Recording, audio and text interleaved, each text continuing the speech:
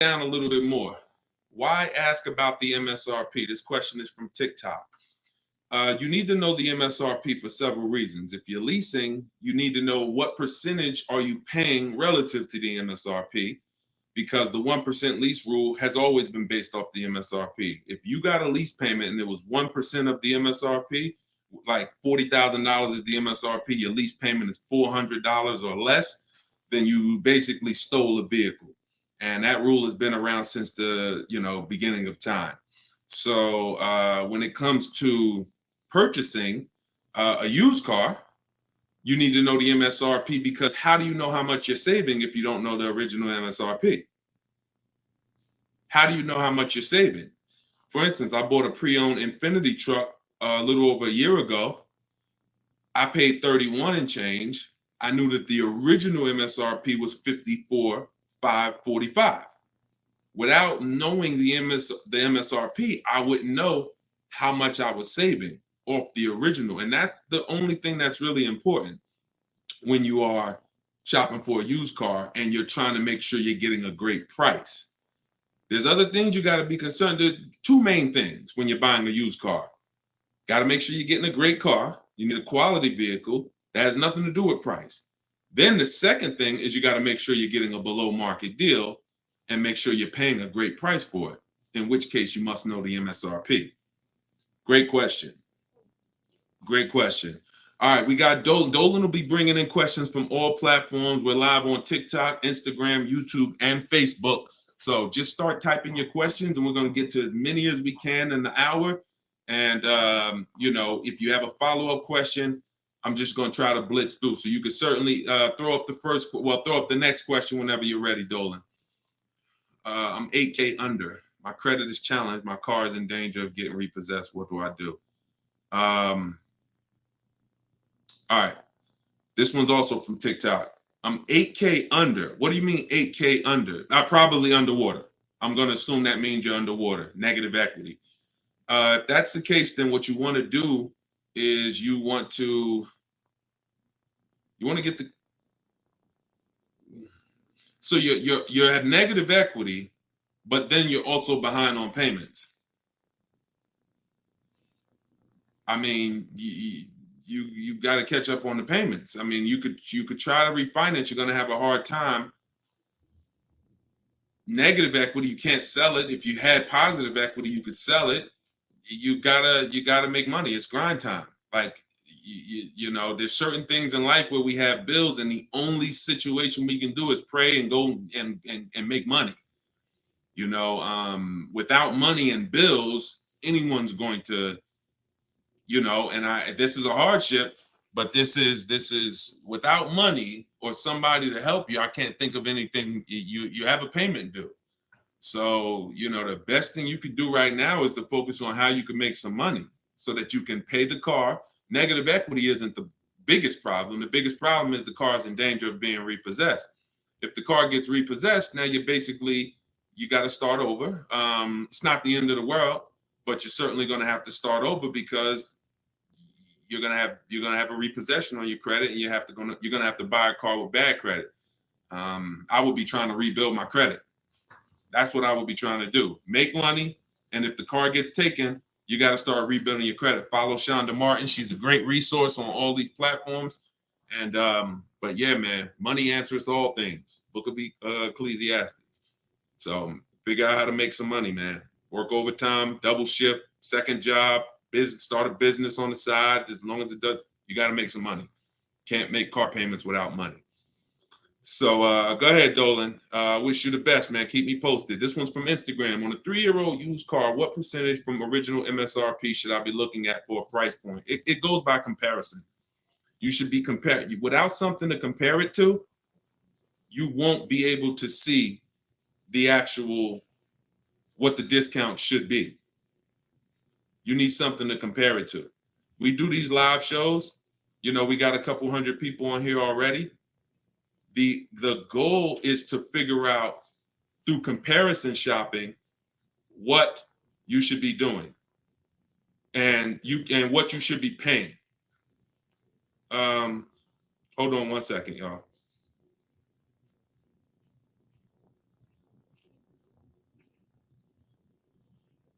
Yeah, so that's the goal. You don't know what a fair price is, what a great discount is, until you are not, until you have other offers to compare it to.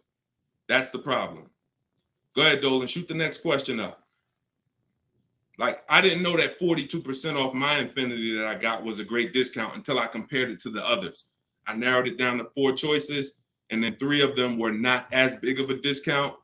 And, one of them was, most of them were in the 30s. This particular one was a 42% discount off the original MSRP.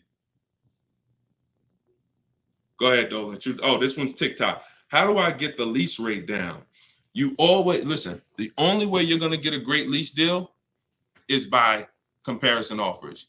You got to get at least 5 offers because 80% of dealers are overpriced. And the only way you're going to see that is by looking at other offers.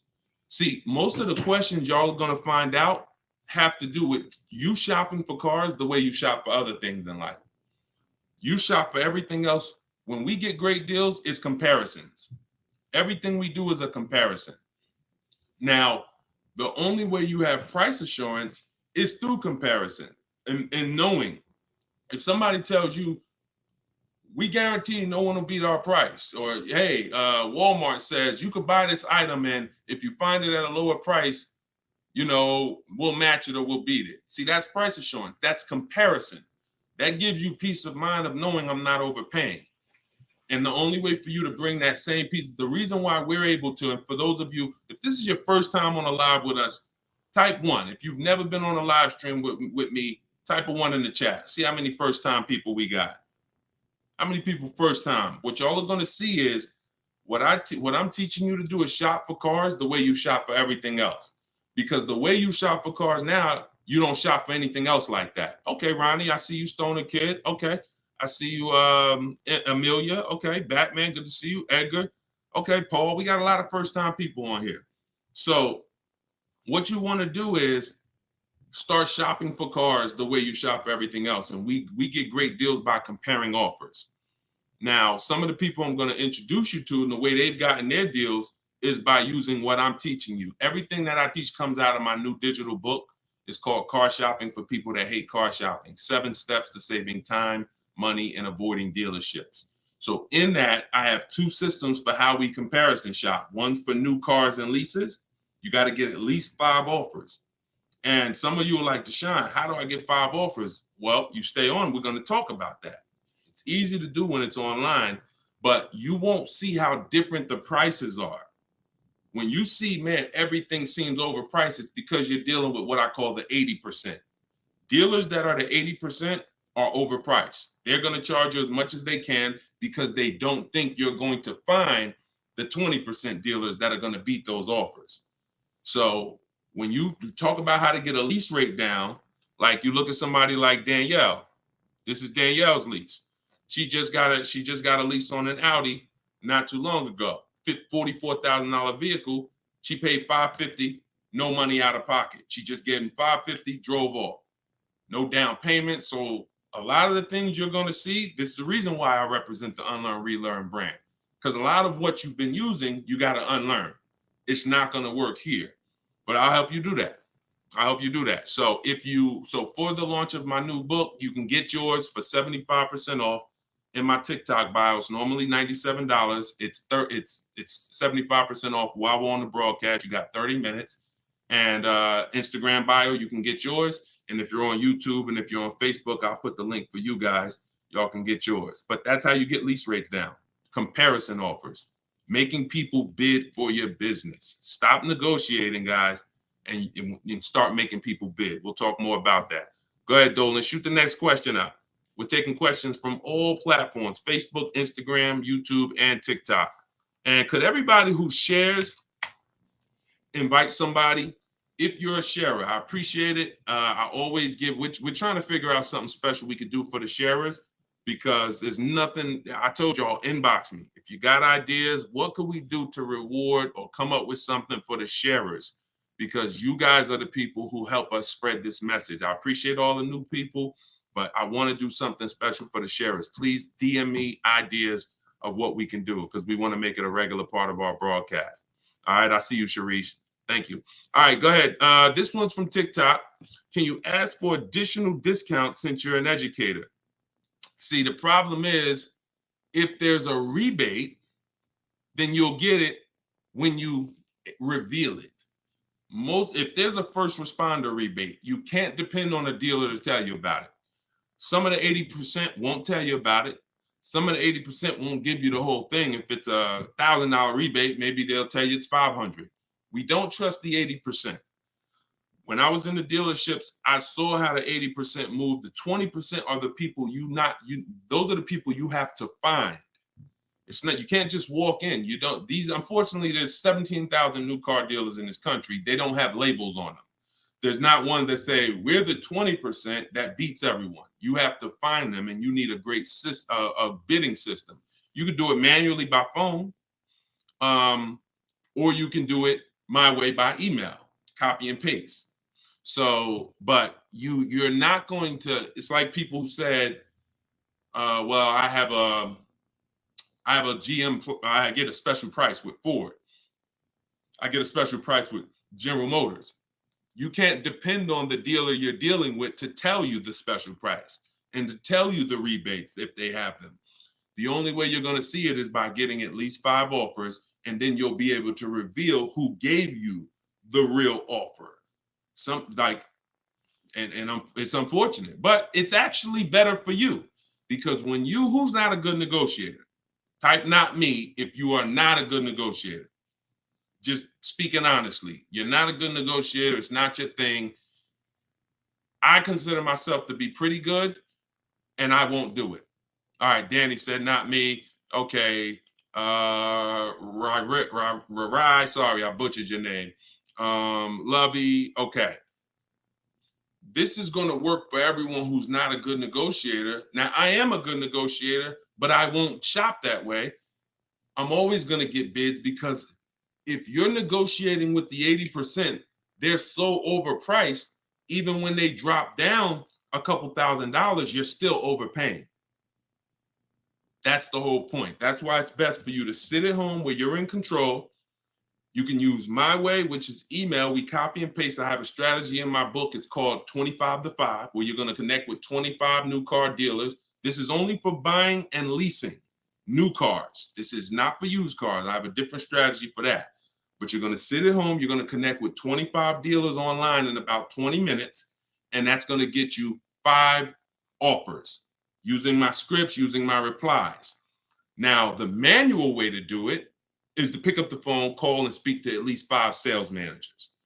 But you need to get 5 offers. That's the only way you're going to see how much money that the 80% we're trying to overcharge you.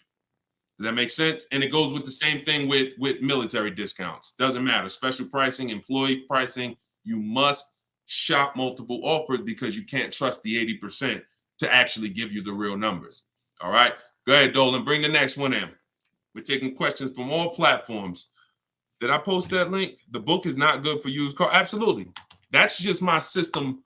You're going to hear me talk about 2 systems of shopping multiple offers and options. One's for new cars and leases. That's called the 25 to 5. One's for used cars. That's called the multiple marketplace strategy. When we shop for used cars, we have a different strategy. You must shop for your best used car offer in a different way than your new cars. It's very different. They're both in my book. Y'all will hear me talk about them on my videos, on my social media videos if you've seen them, and you'll hear me talking about them on the live. 2 totally different shopping strategies based on your goal. All right, this one's from Instagram. When you walk into a dealership, the salesman comes at you right away. Can you tell him you're just looking for now, and I'll come get you when I see something? Of course you can. So using what I'm telling you, you should not spend more than 30 minutes in a car dealership ever. Tons of people that you'll see, the more you stick around this broadcast and the more you learn and the more you see our community over here. We've been doing this for 3 years, teaching the public. We've got 1,700 people we've worked with personally, a couple thousand books. People are using this stuff. It's not just the saving of money, it's time. You shouldn't be in a dealership if you're not there to test drive, or if you're not, see, We have something we call shopping, not buying. Very different. That's actually step 4 in my book. There's 7 steps. The last step is delivery. Step 4 is something I call shopping, not buying. You have to learn, if you're going to enjoy shopping and take control of your car deals the way I want you to, that when you are shopping, you are deciding what you want. That's shopping, deciding what you want. You can get your copy of the book in my TikTok bio. Everybody got 30 minutes to get it for 75% off. Somebody on TikTok said, how do I get the book? It's in my TikTok bio. If you're on Facebook or YouTube, you can scan the QR code, or you can go to deshonesbook.com. If you're on Instagram, you can go to my Instagram bio. It's normally $97, but it's part of our official launch. You can get yours for 75% off. So when you are there with a purpose, which means no one can actually talk you into something because you're clear on what you're here for. I'm here to see what I like. I'm here to decide what I want. I got my kids with me. I'm here to see how this vehicle is. It comfortable? This is only for new cars and leases. We don't test drive used cars until the end. That's a different thing. And I'm answering questions specifically. So when someone asks about a used car test drive, we'll talk about that.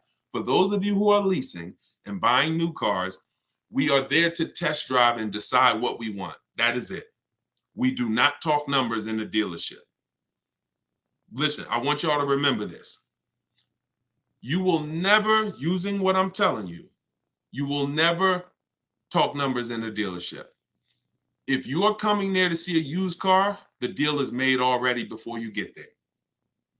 Your numbers, everything should be established online. That's the multiple marketplace. There's a very simple process that you can follow for shopping for used cars. By the time you walk in the deal, who's ever had a dealership that they had to walk out of? If you've ever had a dealership where you had to walk out of, type me if you've ever walked out. Somebody wasted your time. Somebody tried to, whatever. You went there and you're like, man, I'm leaving. This isn't good. I'm glad you did that, but I want you to get to the point where no one can even waste your time. That's what I want you to get to, which means every time you walk in the dealership, for a used car, the deal is made. You're just there to test drive it, verify everything you did online. We'll talk about this. And then you're taking the car, or you're locking up that deal. Not taking it, because you're locking up the deal. Now with a new car, you are there to test drive only. I'm deciding what I want, and look, you got to be able to ignore this. Let this stuff go. Hey, can I talk to you? Hey, let me just show you these numbers. Hey, we got some real good deals this month. Hey, you know what? Have you seen the specials? Hey, we got a special price. Hey, we're taking off Hey, we're paying over $2,000 for people's trading. Hey, we're buying old leases back. All of this stuff, it got to just be, that junk got to go using what I'm teaching, because that stuff works for other people. It probably has worked on you in the past. Now, you're not going to let people throw you off this agenda anymore. You are literally there to shop, decide what you want, and when you take the salesperson's card, when you come home, if you like that vehicle, we will be purchasing it and getting multiple offers from home, never in the dealership. Everybody clear? If you're clear on that so far, type clear. Everybody clear on that? Clear? All right, I see you, Dave. Yep, I see you, Danny. All right, go ahead. This one's from Facebook. Carla said, my granddaughter purchased her first car in November 2023. She wanted to lease, but was told she was too young. She's 20. How can she transition from a current car note to a lease car when she turns 21 next year? Great question. Who has a car that they're thinking of replacing? You have a car now. You're thinking about replacing that car. Could be a lease, and you have to replace it. Could be a car you own. Could be a car you're financing. So the first step in my book, it's called 7 Steps to Saving Time, Money, and Avoiding Dealerships. Car shopping for people that hate car shopping. First step is the most important question. We must know whether we're going to lease or buy. You have to see that as the foundation of your car deals. You cannot get a great deal when you should have leased, but you bought. It is impossible. You can't get a great deal if you should have bought, but you leased. So that's the most important question. That's step 1. How many years are we keeping the car? Now, after that, here's what you do. you guys who have a car you have to replace, including this young lady, Carla, she asked, you must do an equity assessment. This is step 2. Equity assessment is going to tell you, can you get out of your car clean? Can you get out of your car break even? Can you get out of your car and there's equity there, which means you can put that equity in your pocket or into the next transaction? Or do you have negative equity if you have a loan? So the equity assessment is going to tell you. Now, here's how you do it. You're going to call your bank. If you have a paid off car, you do not need to do this step. You can skip this step. If you have a loan or a lease, you're going to call your bank. You're going to ask for the payoff. I see y'all running the likes up on TikTok too. I appreciate it. Can y'all keep tapping the screen? I appreciate y'all running those likes up. When you call, you're going to ask them for the payoff. The payoff is the amount you owe. Do not look at your contract. Do not look at anything. Call the bank or call the leasing company and say, what is my payoff? Now, if you're leasing, you're going to ask an additional question. Do I have a third-party restriction? Once you have those answers, you end the call. You are then going to go on to the websites that I'm about to mention. You're going to get 6 bids, 6 offers. My 2 favorite words when buying anything.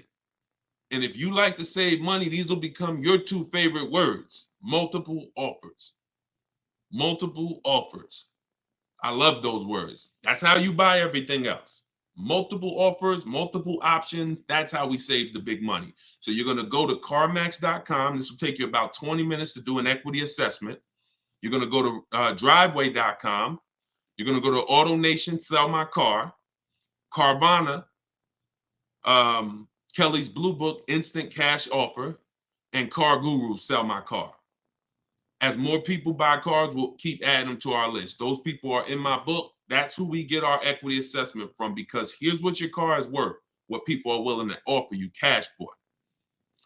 What's the one word? Some of you have been, hold on, don't bring in the next question until I give you the road, because some of these I got to go a little deep on, Dolan. But you could queue them up. Just get them ready so that, you know, when I call them out, you got them ready. I know you're stacking them. When you look at, getting 6 offers, what's the one word that we don't use anymore? Let's see if anybody was on here. Maybe you were on here for the last couple broadcasts, or a lot of you are new, so you may not know. What's the one word? Good to see you start back up. What's the word that we're not using anymore? And for the new people, you're about to learn. We don't use, let me see if anybody got it. I give it about 3-4 seconds. Okay, everybody's about to learn this for the first time. We don't use the word trade. You don't get maximum money trading anything. I know you've been taught that because dealers have actually taught you to give them multiple transactions in one. You buy your car from them, that's one transaction. You sell your car to them, that's another transaction. And if you get your loan from them, that's a third transaction. All of these are separate transactions. And how big is the money in them? I'll break it down to you like this. You can actually there are companies that only want to lend you money. They don't sell cars. That's how much money is in loans. There's companies and people who just want to buy your car. They don't want to sell your car. That's how much money is in buying cars. So somebody just said trading is convenient, though. If you want to conveniently lose $2,000 or $3,000 because you want to save 30 minutes, then be my guest. I'm talking to the people who are like, Deshone, that's not my thing. And I'm not talking about a private party sale. We're not talking about listing the car on Facebook. We're talking about going to people. All those companies I just named, they literally have a short inspection process and they cut you a check. I sold my lease to CarMax. They won the bid 2 years ago. I walked out with a check. I was there for 45 minutes. Then I brought my parents down because they won the bid for their Mazda.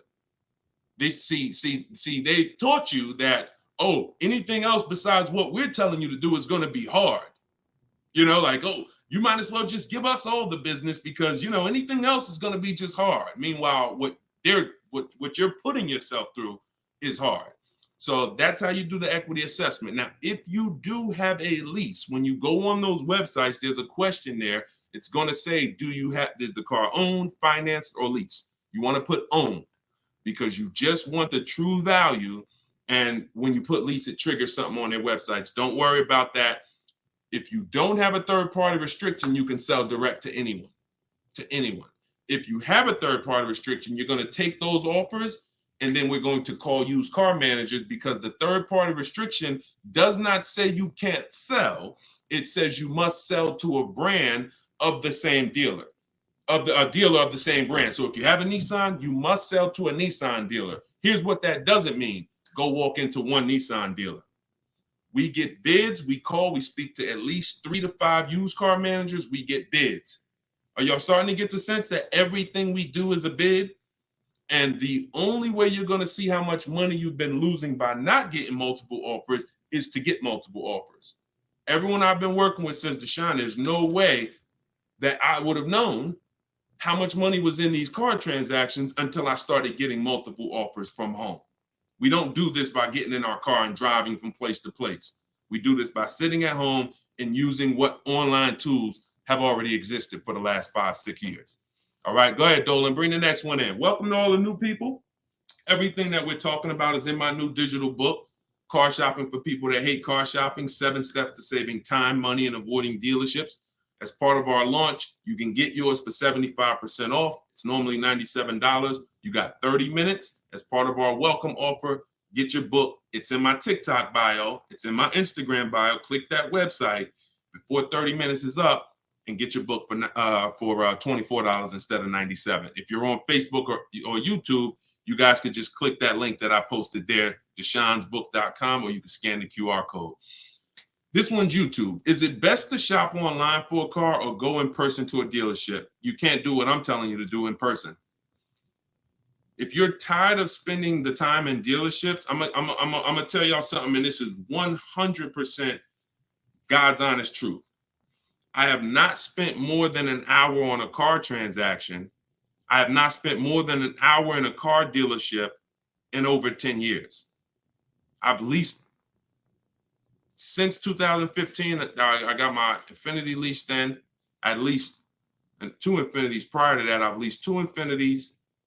I've leased a Jeep, and I bought this Infiniti truck. I have not spent more than an hour in a car dealership, and my payments are under 1% leases, 42% off the original price on my used car. You don't need, the internet exists. Do you need to walk into the shop that sells TVs and spend an hour there to get a great deal on a TV in 2024? We got a bunch of smart people on here. Do any of you think that you would get your best price on a TV by going into a store that sells TVs? Anybody on here? In 2024, do you think that? No. We got a bunch of no's. So we understand that when we're buying these items out here, we're never getting our best price by going to the store. We're getting our best price by using the internet as it's meant to be used for comparison shopping and to keep you in control. So great question. Absolutely. No, if you ever talk to somebody and they say they learned from me and they spent more than an hour in a dealership, really, I want to get you to the point where you're 30 minutes. You'll probably be an hour at first, but even if you'll probably be 30 minutes because you're there to test drive or you're there to pick up your car because the deal was made online. It's no reason for me to be here for an hour. Only time I'm there for an hour, only time they got you there for an hour is when you're sitting down letting them talk numbers to you. It's the only time. That's the only time. Thanks for everybody who's giving gifts. I appreciate you supporting the broadcast, and shout out to the sharers. What Instagram allows you to do is Instagram, you can hit that share button and you can share, just run down the list of your friends, invite one friend over here. Because I'm telling you, people going to be mad at you. I don't want to break up friendships, y'all. When your friends find out you've been getting this information, using it, saving thousands of dollars, not spending time, and then they go out here and they shop in the old way, and you didn't invite them to the broadcast, what they going to think about that? Come on. I don't want to damage any friendship. So make sure you're doing your friends the justice of inviting them to the broadcast. Go ahead, Dolan. Shoot the next question in. All right. And we're taking questions from all 4 platforms. So just keep typing them. We'll get through as many as we can in the hour. Erica, this one's from YouTube. I purchased a used vehicle from the dealership, and 2 weeks later they called me and asked me to bring it back because the previous owner wanted it back. Can they do that? Mm, mm, that's a nightmare. Mm.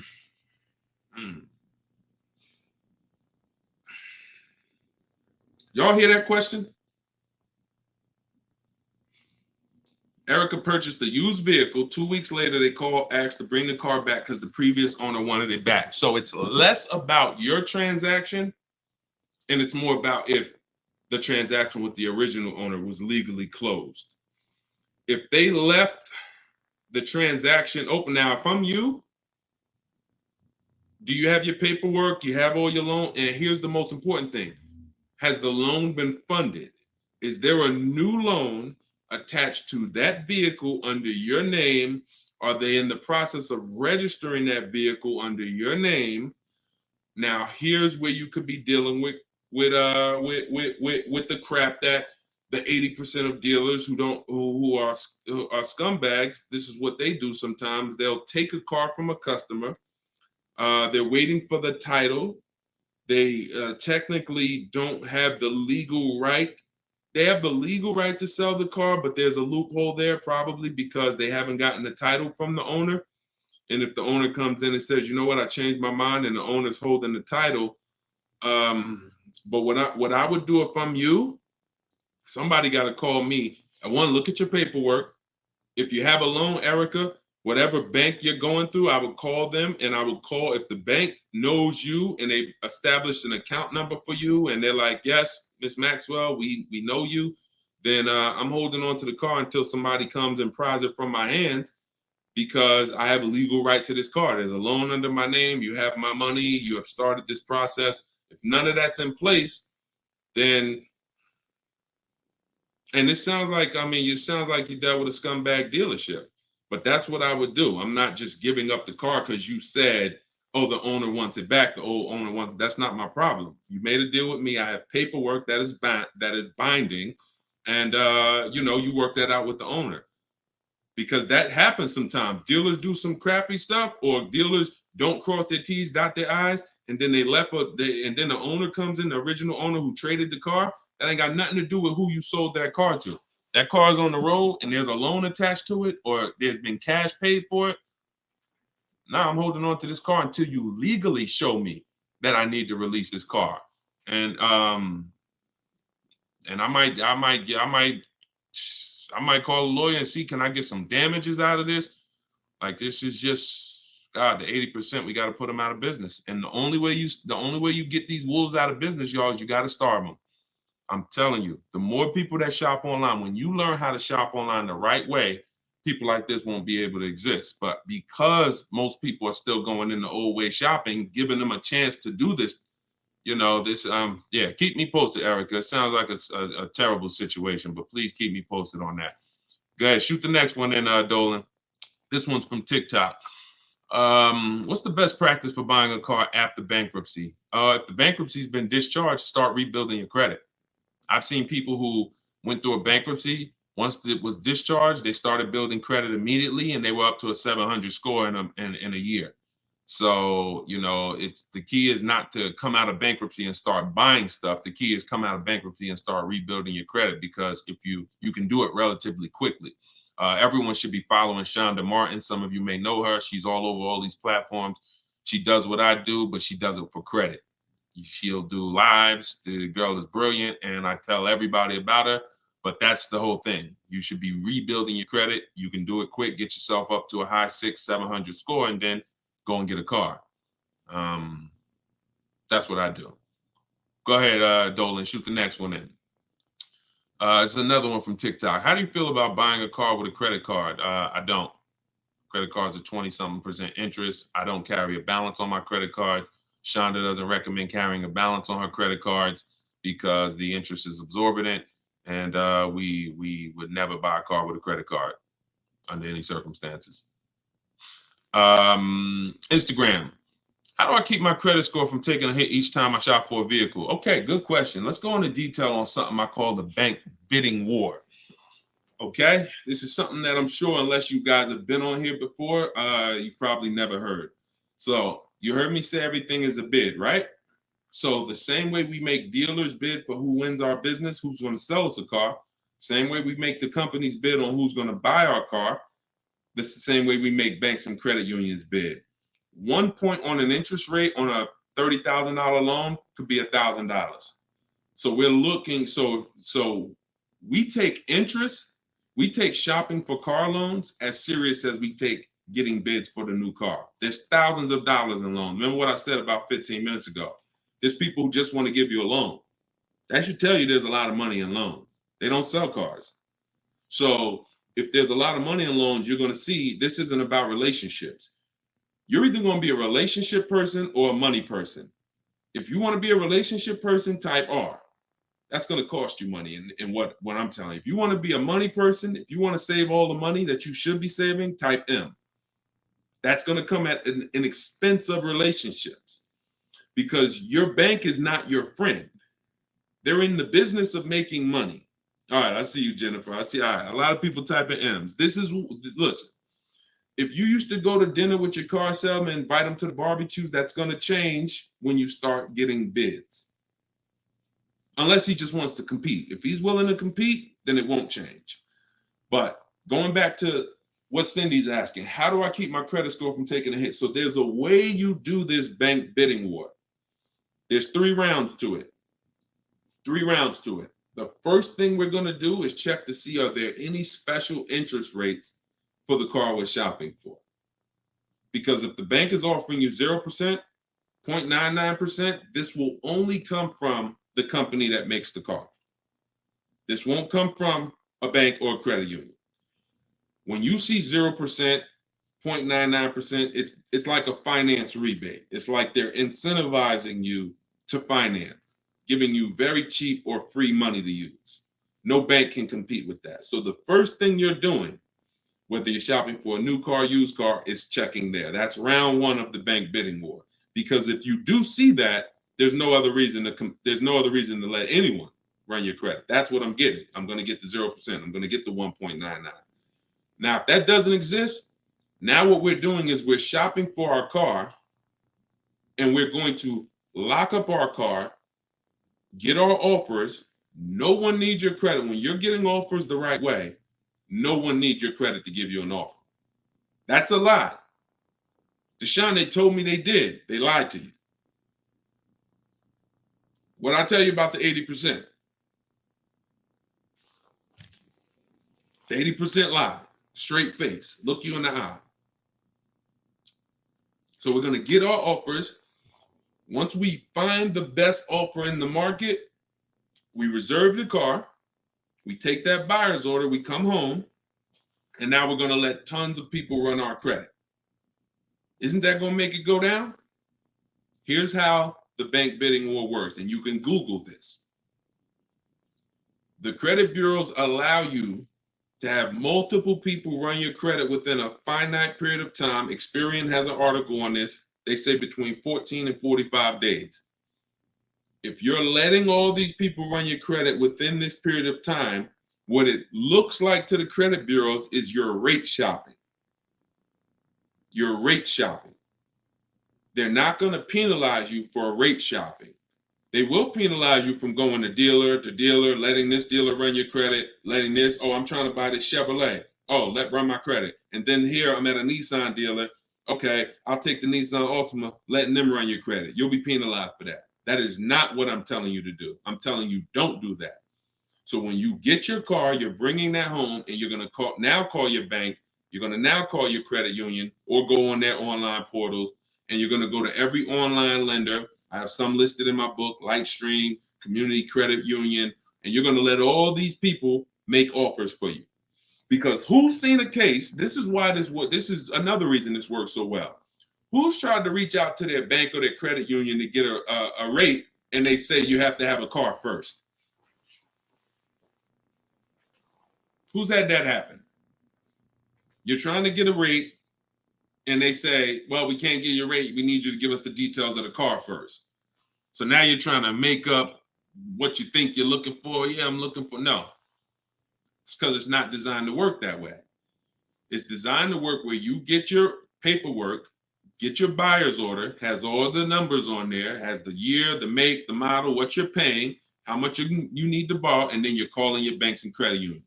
This is round 2 of the bank bidding war. So you're going to let all those people go and compete. Now, whoever wins that round, you're going to call the dealer the next day and you're going to say, hey, I got 6.29 from my credit union. But if you guys can beat it, then I'll do the deal with you. This makes the whole price. See, everything I'm telling you to do, if you follow what I'm telling you, the process is easy. You never got to lie. All of those people who taught you how to buy cars and you got to lie, don't tell them you got to trade, don't tell them this, you'll never hear me teach you. You don't have to lie. And the dealers will enjoy working with you to 20% because you're now giving them an opportunity. And it's very different, y'all. When you got a car, when you have a finance manager who's trying to beat the rate you got, here's the difference. And we'll get ready to queue up the next question, Dolan, not yet.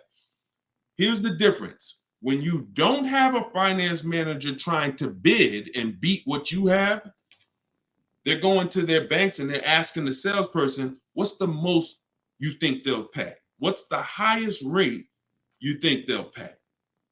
All right, quote them at this, and then let's see if we can negotiate on the rate. That's what it is when you don't have an offer. But when you give them that, when you found your car, locked it up, and then you call the salesman or you call the finance manager and say, hey, I got 6.29 if you can beat it. Now here's what they're doing. They're reaching out to all their 10, 15 banks and saying, let me see if I can beat this rate.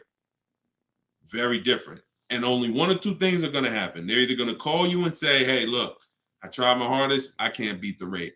Thanks for the opportunity, but you got a great rate. In which case you have something that we want, which is who knows what we want. When it starts with a P, this is when we guarantee we paid low, the best price for everything. Who remembers? Well, I can't say who remembers because we get new people on this broadcast every day. I swear. All right. Price assurance. So when y'all hear me say price assurance, what that means is you don't drive off anymore hoping you got a good price. Talking to your spouse, hey, you think we could have did better? You think this interest rate was too high? Could we have got a better interest rate? No. Price assurance means you guarantee you couldn't have paid a lower price for the car. Nobody could have paid because you got bids. Nobody could have gave me a lower interest rate because I got bids. Nobody could have gave me more for my old car because I got bids. That's the only way we get price assurance. And all of this is done while you sit at home. So this is in my book, Car Shopping for People That Hate Car Shopping, 7 Steps to Saving Time, Money, and Avoiding Dealerships. If you want everything I teach in one spot, it's there. You can get your copy for 75% off. It's normally $97. And you can go to my TikTok bio. It'll be in your inbox in literally 5 minutes. The reason it's a digital book too is because things change. Vroom just went out of business a couple months ago. They used to be one of the people who competed for our business. If you guys had, your book and you had bought it and then it was a print book, because some people say, Deshone, is it in print? This is the reason, one of the reasons why it's not. If Vroom is in that print book, what happens? Now I got to jump on live and say, hey guys, volume 2 of my book is out because things have changed. Get your volume 2. I don't want to do that. You get this one time, and then I update it when Vroom went out of business. I updated the master file. Everybody who opened their book, no matter what, it was relevant. And that's one of the biggest reasons why it's a digital book. So you can grab your copy for 75% off, but you got 30 minutes. Once the timer is 0, it goes back up to 97. In my Instagram bio, in my TikTok bio, or you guys can, I'll put the link right here for you guys on YouTube and Facebook. You can go to deshonesbook.com. Oh, wait, I put the wrong one. I put it in my bio here. All right, Dolan, you can queue up the next question. Keep typing your questions, y'all. We got some more time. We're going to try to get through as many as possible. And we're pulling them from all platforms. We're on Instagram, we're on TikTok, we're on Facebook, and we're on YouTube. So we're pulling questions from all platforms. This one's from TikTok. Can you use the equity in your lease towards the purchase of a used vehicle? Most certainly, Eddie, the equity is yours. Once you identify your equity and you know how you're going to get it, who you're selling to, you can either put that money in your bank account or you can use that as a portion of you can use that towards your next car deal. That's your money. Your money. Go ahead, next one. This is another one from TikTok. I need a bit of advice. My son totaled his car. It was a loan Honda. Should I lease or buy this time around? I'm looking into maybe lease an electric vehicle, but I never have leased a vehicle. Okay, it's a very good question. Should I lease or buy? Let me show you. Some of you, let me show you this. Let me ask a very important question. In my book, this is called Step One. Whenever you hear me say the most important question, this is what I mean. It's the first thing you do. When you want to buy a car, when you like, hey, I'm thinking about a car, this is the first question you ask yourself, and it's the most important question. How many years are you keeping the next car? Come on in, and everybody type your comments. Keep that question up, Dolan. Everyone who's car shopping and who will be soon, how many years are you keeping the next car? Lula, if you just jumped on, I don't come to dealerships because we shop online. So there's no way for me to come to a dealership with you. If you stick around, you'll learn how we shop. There's no reason for you to need somebody with you when you're in your house making car deals. Everybody answer. Everyone who shop, I want you to actually think about this. How many years are you keeping in that car? We're answering that question, Rob. Just tap into the broadcast and what I'm answering before you, because we're literally answering the question someone just asked, should you lease or buy? And the more you stay on the broadcast, because many of you are in the same situation, the more you're going to see someone's going to ask the same question as you. So just listen, and then, most times your question's going to be answered. All right. If it's electric, 3 years. Buying all cash. How many years are you keeping the next car? I got to just pay attention to the people that are listening. I'm sorry. All right. Hyla, I see 3 to 4. Vivian, I see 3 years. All right. 6 years. Okay. 3. Okay. 8 years. Okay. So the first question you're asking yourself, should I lease or buy? You're going to replace that question with how many years am I keeping the car? Now, if the answer is 8 or more, then you should buy. I'm going to tell you why. This has nothing to do with how you're paying for the car. A lot of you may get attached to, if I'm paying cash, does that change anything? If I'm getting, it doesn't, because the expense that you need to avoid that's losing you the most money is what I call the unseen expense. It's depreciation. So let me break this down for you very quickly. If you have a $35,000 car, you buy it today. What is that car worth a year from now? Even if you don't drive it, you got a $35,000 car outside in your driveway right now, brand new car. What is it worth a year from now? You didn't drive it 1 mile. Is it worth 35? Is it worth 35? No. Let's go deeper on depreciation, because now we're starting to see with that first question. I'm going to ask you some more. You have to see this is the unseen expense. You buy a car today for 35, you take it back to the dealer in 3 days. Is it worth 35? No. So what does that tell you? There's some expense there, whether you buy or lease. Many of you have been taught, I could just buy a car because I could drive as much as I want. Let's throw another one in there. You buy a car today for 35, you put 30,000 miles on it. Isn't it worth much less a year from now? So this is the unseen expense, and this is how it's working against you. You got to look at depreciation like this. See this curve? This is where you are the day you buy the car. This is what you pay for it. This is how it's dropping over 5-6 years. So now the beautiful thing is long-term owners who has a car outside that they've had for more than 8 years. Type me. Some of you might have been 10 years. Some of you might have been 20 years. this is what you have to see. If you're getting rid of your cars anywhere in this 6-7 year mark, you're losing money. It's no way. It's no way you can replace something you bought and it's dropping like this. But here's the beautiful thing. For those of you who are like, look, I had my car for 12 years. I had my car for 8 years. I had my car for 10 years, 16 years. This is where you're at. That's how your car is losing value. See, the car you have that you've had outside for 10 years, what it's worth today, a year from now, isn't it going to be worth about the same thing? Right? Talking to you long-term owners who keep your cars, you're winning. See, because you've reached the reward. You've reached the reward for buying. The reward for buying is to get to the stage where your car a year from now is going to be worth about the same of what it's worth now. Now, that's when you should be buying. If your goal isn't to get to that level, you should not be buying. You should be shopping for lease deals. Because there's only two ways to beat depreciation. What I just said, and some of you might be saying, Deshone, I can't, I'm not keeping a car that long. You should not be buying cars. You're not getting to that level. You're not getting to the winning. The winning is that. Got a car outside, paid off, barely losing value. It was worth $9,500 last year. It's worth $9,000 this year. That's the reward. Now, for those of you on the other side, if you're on the other side, you should be leasing. And I'm going to show you how drastic it is of a difference when you should be leasing, but you're buying. I'm going to show you that there's no way for you to get a great deal if you are buying when you should be leasing.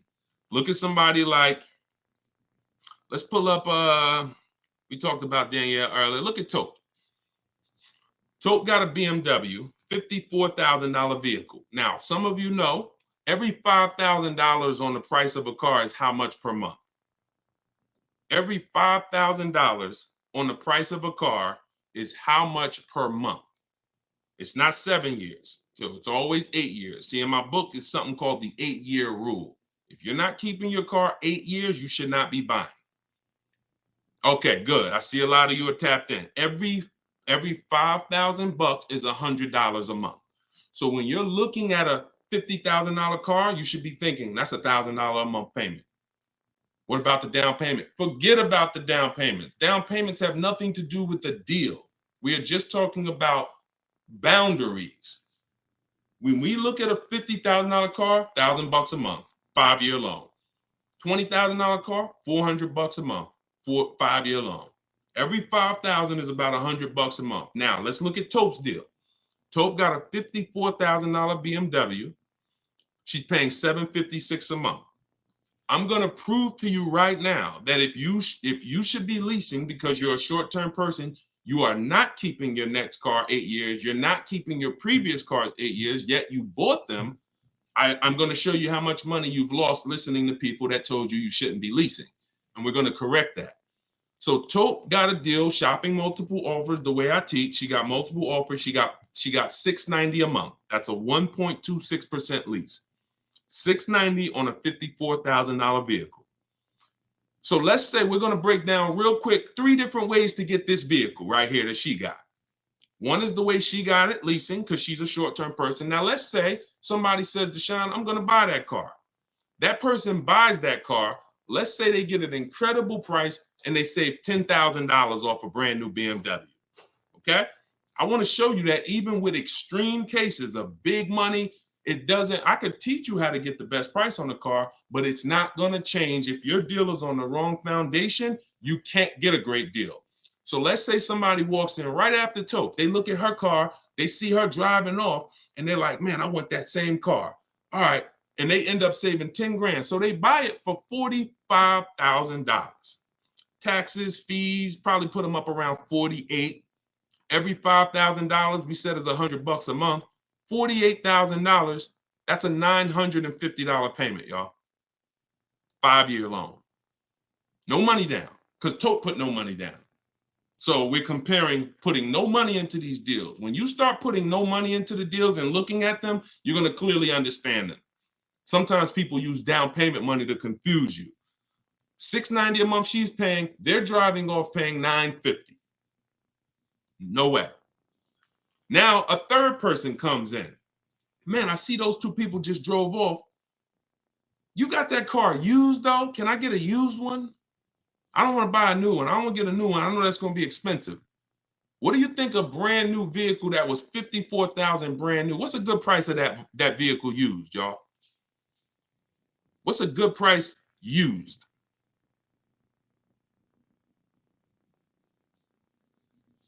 I want to hear it. Somebody throw something out. 40? Okay. 40? I'm going to take the lowest number. This is how it's going. I mean, it's not going to be 30. Okay, a $54,000 vehicle. You're not. Let's take 21. Okay. No, all right. I can't. We gotta use like real answers. So you're not getting a $54,000 vehicle. Oh, maybe I should preface 3 years old, right? Let's say 35. Let's say 35. Right? That's pretty conservative. 54,000 new. They find one for a great price. It's a used car. They get it for 35. Every $5,000, $100 a month. What's the car payment? 700. 700. So you have Tope, who's driving off in a brand new BMW, $690 a month. You got the person who bought thinking it saved $10,000, got an incredible discount, $950. And then you got the person who got a 3-year-old BMW. Warranty will be up next year. They're going to be on their own. They're paying $700. That's what I mean. I told you I was going to make it very clear for you that when you should be leasing, you cannot get a great deal. I don't care how much money you save off the car. I don't care if you buy a used one. When you should be shopping for great lease deals, you're not a long-term person. Now, here's where both of those people can beat Tope. Both of those people can keep their cars 8 years. Long-term, pay the cars off. Now, we see them down the line, and now they're winning. And it's not that Tope is losing. It's just that they've all won now. Everything when you purchase cars, when you get to this stage, if a person bought that car and they're at this stage now, I had this BMW for 8, 9, 10 years, and it's not losing any value anymore. Oh, you won. That's the reward for buying. But if you're not going to get there, you're losing by not leasing. That's the leasing versus buying. I call that the most important question. It's the first question. When you open my book, it's step 1. How many years are you keeping the next car? That is the first thing you ask yourself because it's the foundation of your car deals. So everything that I'm teaching you is out of my new digital book, Car Shopping for People That Hate Car Shopping. 7 steps to saving time, money, and avoiding dealerships. Step 1 is the most important question. Step 7 is delivery. So by the time you get to step 7, you're either having your car delivered or you're picking it up. This is not a book you read and then you go take a test on it. This is an action guide that gets you closer and closer to your vehicle. And when you get to step 7, you're taking delivery. So you can get it for 75% off. Get your copy. Get your 75% off in my TikTok bio, in my Instagram bio. It'll be in your inbox in literally 5 minutes. If you're on YouTube or Facebook, you can scan the QR code or you can go to Deshone'sBook.com. All right. I love talking about this. Go ahead, Dolan. We probably got time for 2 more. Bring in 2 more, Dolan. Bring in the next one. And then we'll wrap. Yep. I drive too much to lease. See, hold on. Before you say that, you got to be very careful making statements. And I'm going to be honest with you, y'all. I will put what I teach and I put my people who learn from me against anybody shopping for cars. Because once you get this and once you get how to shop, you'll be able to do this in 60 minutes. You'll be able to get great car deals in 60 minutes. But in order for you to win, the best thing for you to do is ask questions here, not make statements. All right. This one's from TikTok. Can you use the equity in your lease toward the purchase? Oh, yeah, we got that one already, Dolan. We did that one. Shoot the next one up. This one's from Instagram. How do you compare car prices if the model has different options and packages? Are you talking about new cars? Or are you talking about used cars? let's just break down them both. How do you compare car prices if the model has different options and packages? The way we compare lease offers, we look at them from percentages. See, prices can change, but percentages don't. If I got a $40,000 vehicle and I'm paying under 400, that's a 1% lease. We call that a steal. If somebody offers me a $42,000 car, if it's 1%, then that's $420. That's why we go by percentages. Same thing with used cars. When we're looking at a used car, I need to know what the original MSRP was. I'm going to get this from the Carfax. I'm going to get this from, there's a site called With Clutch.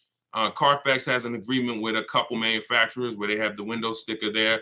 So I'm going to get I'm not going to buy a used car, and I would never recommend you buy a used car without knowing the original MSRP, because we want to look at the discount percentage. So example, my Infiniti truck I bought, it was $54,000 brand new. The other three that I was looking at, one was 52, one was 48, one was 46. So when I compared the discount off of the new price, this one had the greatest discount off the new price. Therefore, it was the best offer. And that doesn't matter that it had more options than everything. It also had a greater discount percentage wise. That's how we compare, no matter what prices are being thrown at us. When you learn to look at things percentage, and I have calculators in my book, I have ways that we make offers. I have calculators that I've invented, online calculators where we plug in all our offers and then it spits out the counter offers that we should be making. All of that is in there. Like there's more stuff in the book than I could ever describe on this one live stream. All right, go ahead.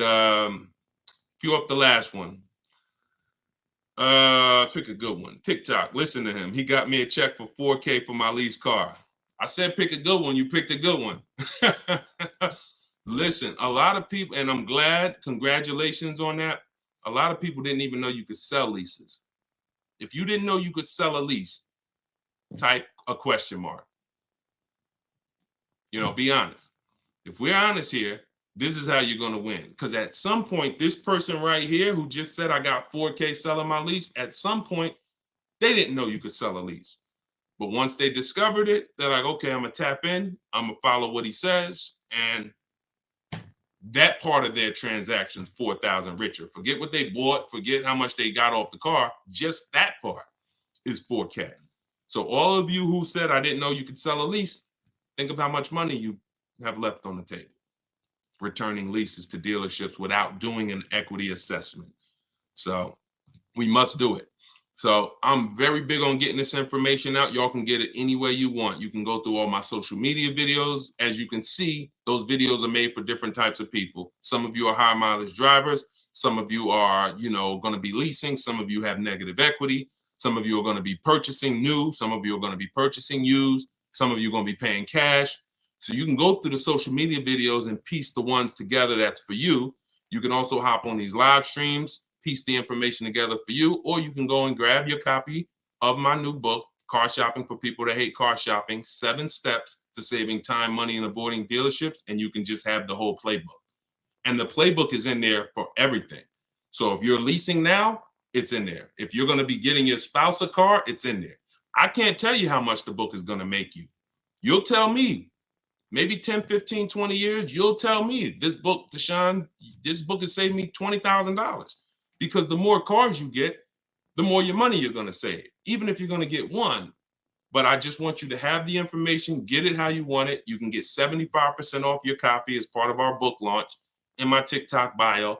Click that link, and then same thing on Instagram. Click that link and then click the button that says get 75% off my new book. But it's only for 30 minutes. After 30 minutes, price goes back up to $97. $24 is better than $97. So, and I'll put the link one more time for you guys on YouTube and Facebook. You can click this link here that says Deshone's book. I just posted it. Or you can scan the QR code. If you might be watching us on a television, you can just scan the QR code with your phone, grab your 75%. So this is what we do. Whenever you see me live, I'd encourage you to invite a friend, tell somebody. If you see a coworker and they're like, man, I got to buy a car soon, invite them to one of our streams, because we get very, very detailed about showing you all the money in your car deals. and making sure you know what you're doing. Please, if you're not subscribed to us on YouTube, we got a lot of things coming to YouTube. We're going to be time stamping these questions in future episodes so that you can easily navigate through previous episodes and find your answers. So everything is Deshone the Auto Advisor. Make sure you subscribe to YouTube because we got a lot of stuff coming there. But other than that, have a great day. I'll see y'all in the next broadcast. Everyone who got the book, use it, win with it, and make sure you DM me or email me your success stories. I want to see your deals. Email me your deals, not just your cars. You're going to love it. Once you start making deals and you're confident with the money, you're going to be so excited about sharing the numbers, you might forget to tell me what car you got. Deshone, look at this price I just got. Oh, by the way, it was on this car. So that's what we want. All right. God bless y'all. I'll see you soon.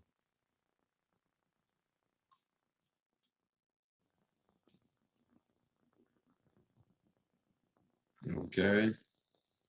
All right, so Dolan, I got my man Dolan. He's going to be bringing in the questions from all the platforms. Dolan, can you bring in Royal King's question first? What is the ideal car payment price? So one of the things that we look at when we're considering, car payment is, I always say, in fact, I had a video, some of you may have saw it. It was my first video ever on TikTok where it started out saying the worst thing you could do in a car dealership is to say, just get me to this price. We have a deal. Because the payments can be manipulated. So when you just focus on payment, you tend to lose or not focus on what you're actually paying for the car. So for example, a $30,000 car, well, that could be $600 a month on a 5-year loan. That could be $800 a month on a 5-year loan with a very high interest rate. $30,000 car could be a $300 a month lease payment. A $30,000 car could be a $350 payment on a 96-month loan. So that's why you don't want to focus on price. What you want to do is you want to focus on, unless you're leasing, you don't want to focus on monthly payment. If you're purchasing a new car or a used car, you want to focus on what is the price I'm paying for the car. And once you are able to focus on that, you'll be able to easily understand what that price should equate to on a monthly payment. Like some of you know, what is every $5,000 on a car payment? Every $5,000, and this is something for you to keep in mind forever, Royal King. The every $5,000 on the purchase price of a car that you're borrowing on a loan is how much per month? Remember this rule. I'm gonna see if anybody else knows. Hey, Kenneth, good to see you. Yeah, smash that like button. Thank you, Brian. Yep. Exactly, Michaela, $100. So that's a good gauge for you to go in with $100 every 5,000. So when you look at a $10,000 car, what should pop into your mind is $200 a month. You should automatically default to a 5-year loan. I don't want you defaulting to 6. 6 is what I call the longest. I have a rule called the rule of 72 and the 10th birthday, which means we don't take a car loan more than 6 years, which is 72 months, and we don't have a car loan on the car past its 10th birthday. Bad combination, a lot of risk. So if you just default to every $5,000 of the car I'm shopping for, it's going to be $100 a month. That's going to be a good rule of thumb for you to base it off of.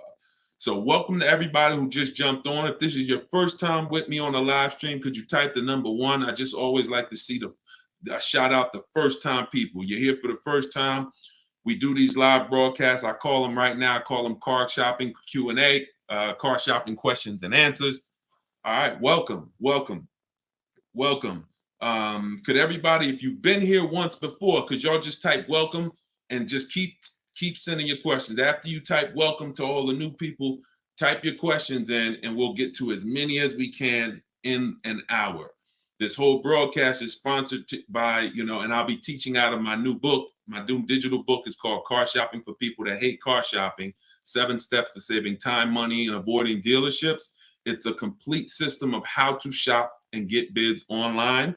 You should be doing 90 to 100% of your transaction online if you really want to save all the money. That's what we'll be talking about. You can't do 100% online with a used car because we have to test drive. But new cars, you can do 90 to 100%. Used cars, you can do 90% of your transaction online. So you can get your copy for 75% off in my TikTok bio for 30 minutes, Instagram bio for 30 minutes, or if you're on Facebook or Instagram, just go to Deshone's book or scan the QR code. All right, Dolan, shoot the next question and let's keep them coming. Just tag. All right, this one's from YouTube. Can you explain to me, once I pick a vehicle, how do I get the best lease rate? Well, different dealerships, same manufacturers, have different lease rates. Very good question. Every dealership is different, unless there's sometimes price fixing by buying multiple dealerships in the same area. Some people will do that, which means we're going to go outside of that. Typically, when you look at buying up dealerships in the same market, you're trying to fix the price there. So if they go, but that's okay, because what you're going to do is you're going to shop so wide, you'll shop outside of them. You'll get used to driving an hour. If somebody beats the bid and they're saving you thousands of dollars, that's a good car ride when you're going to pick up a car. I had a young lady last year, Shonda, she lives in California. Every Northern California Volvo dealer was saving her money, a little money, but this one in Southern California beat her best offer by $3,000. I said, so what are you going to do? She said, Deshone, the plane ticket was 70. I think she said $73. I'll be on my way. So, you'll get used to that. Every dealer has a different price. And I know you may have thought, oh, these dealers are all the same. Nissan is Nissan. Nope. They're all independently owned, independently operated, and they're all competing. So when the way you shop for the best rate is multiple offers, I teach you to get at least 5.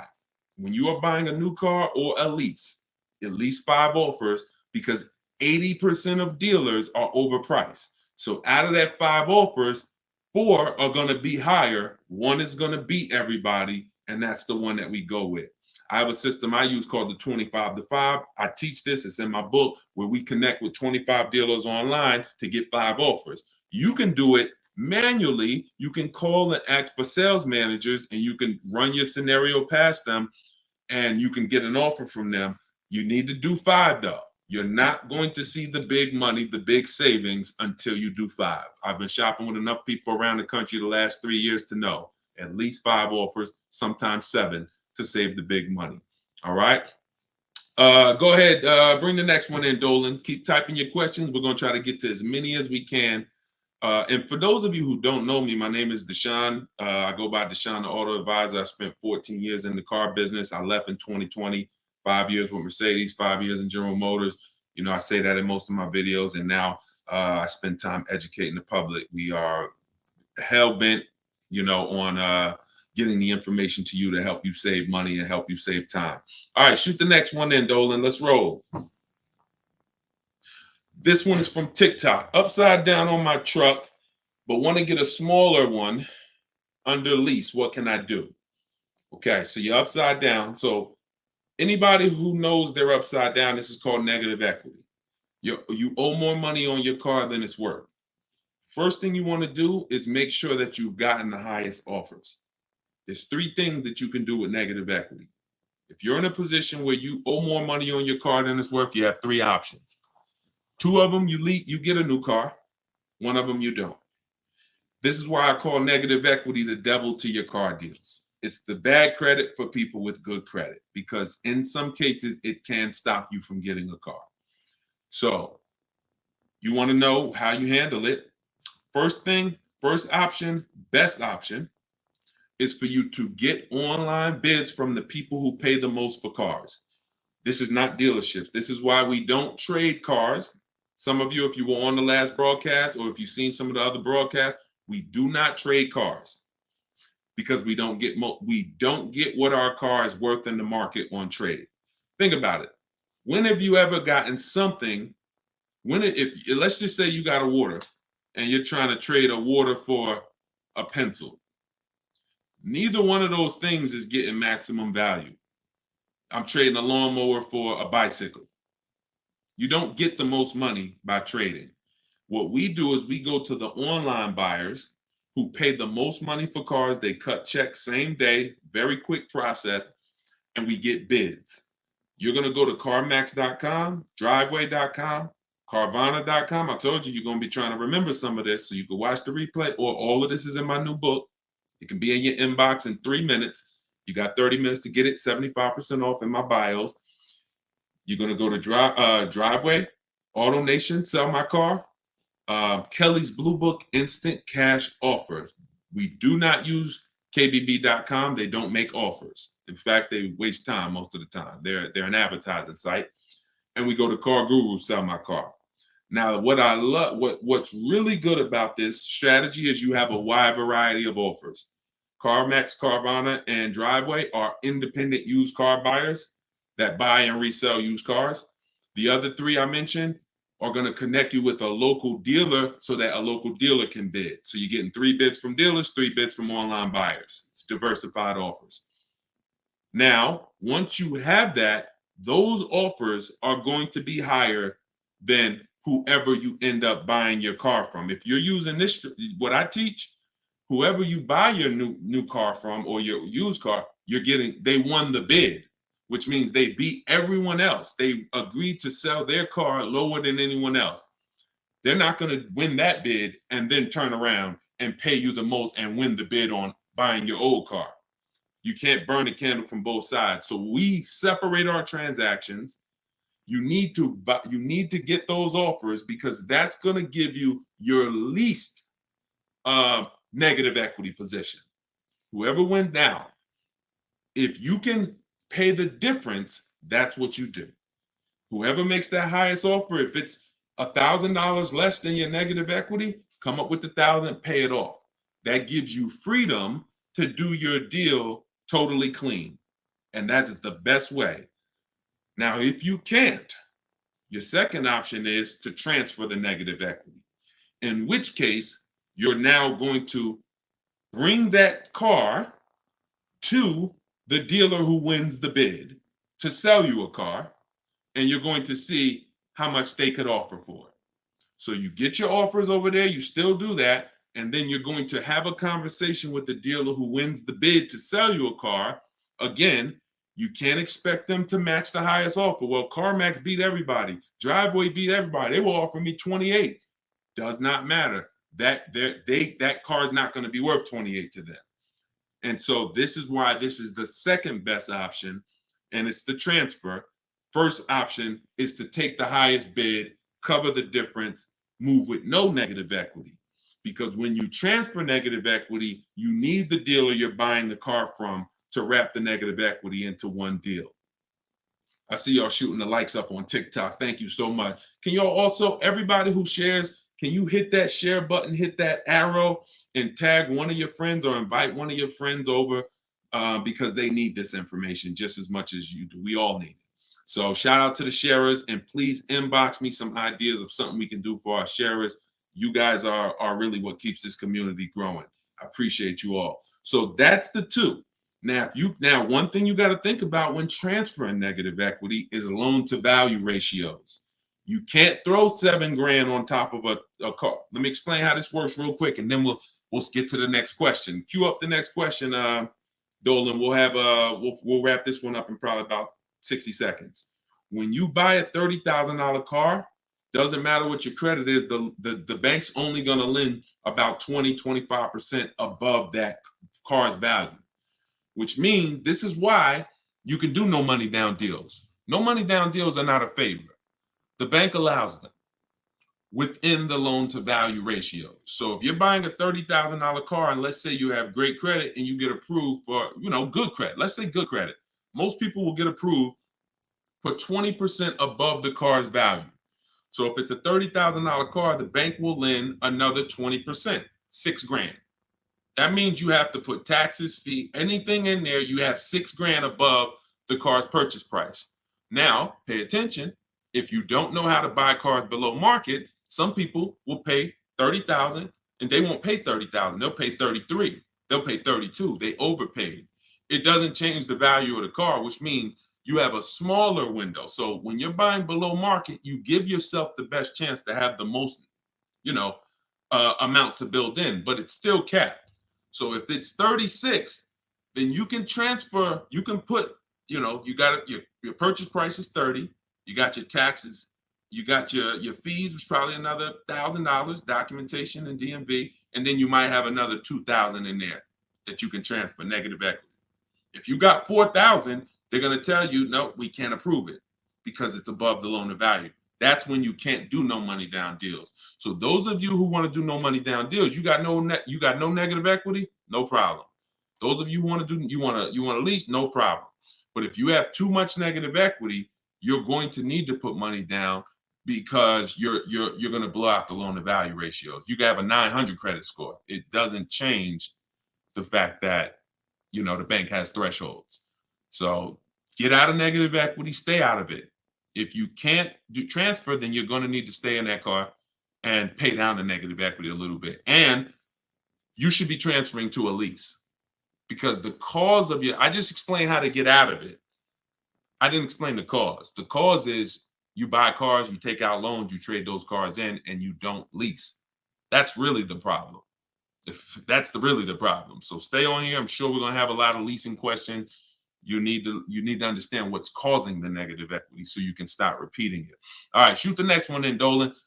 Keep typing your questions, y'all. I'll try to keep the answers quick, but I don't want to discount the answers. I don't want to give you a short version.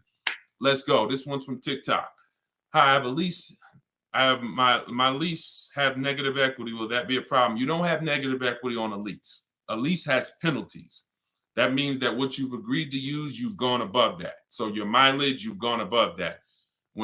How many people have had the dealer say to them, come on in, we'll take care of the mileage, we'll take care of your old payments, come on in. How many people have people writing them saying, come on, we'll get you out of your lease early, or emailing you or calling you.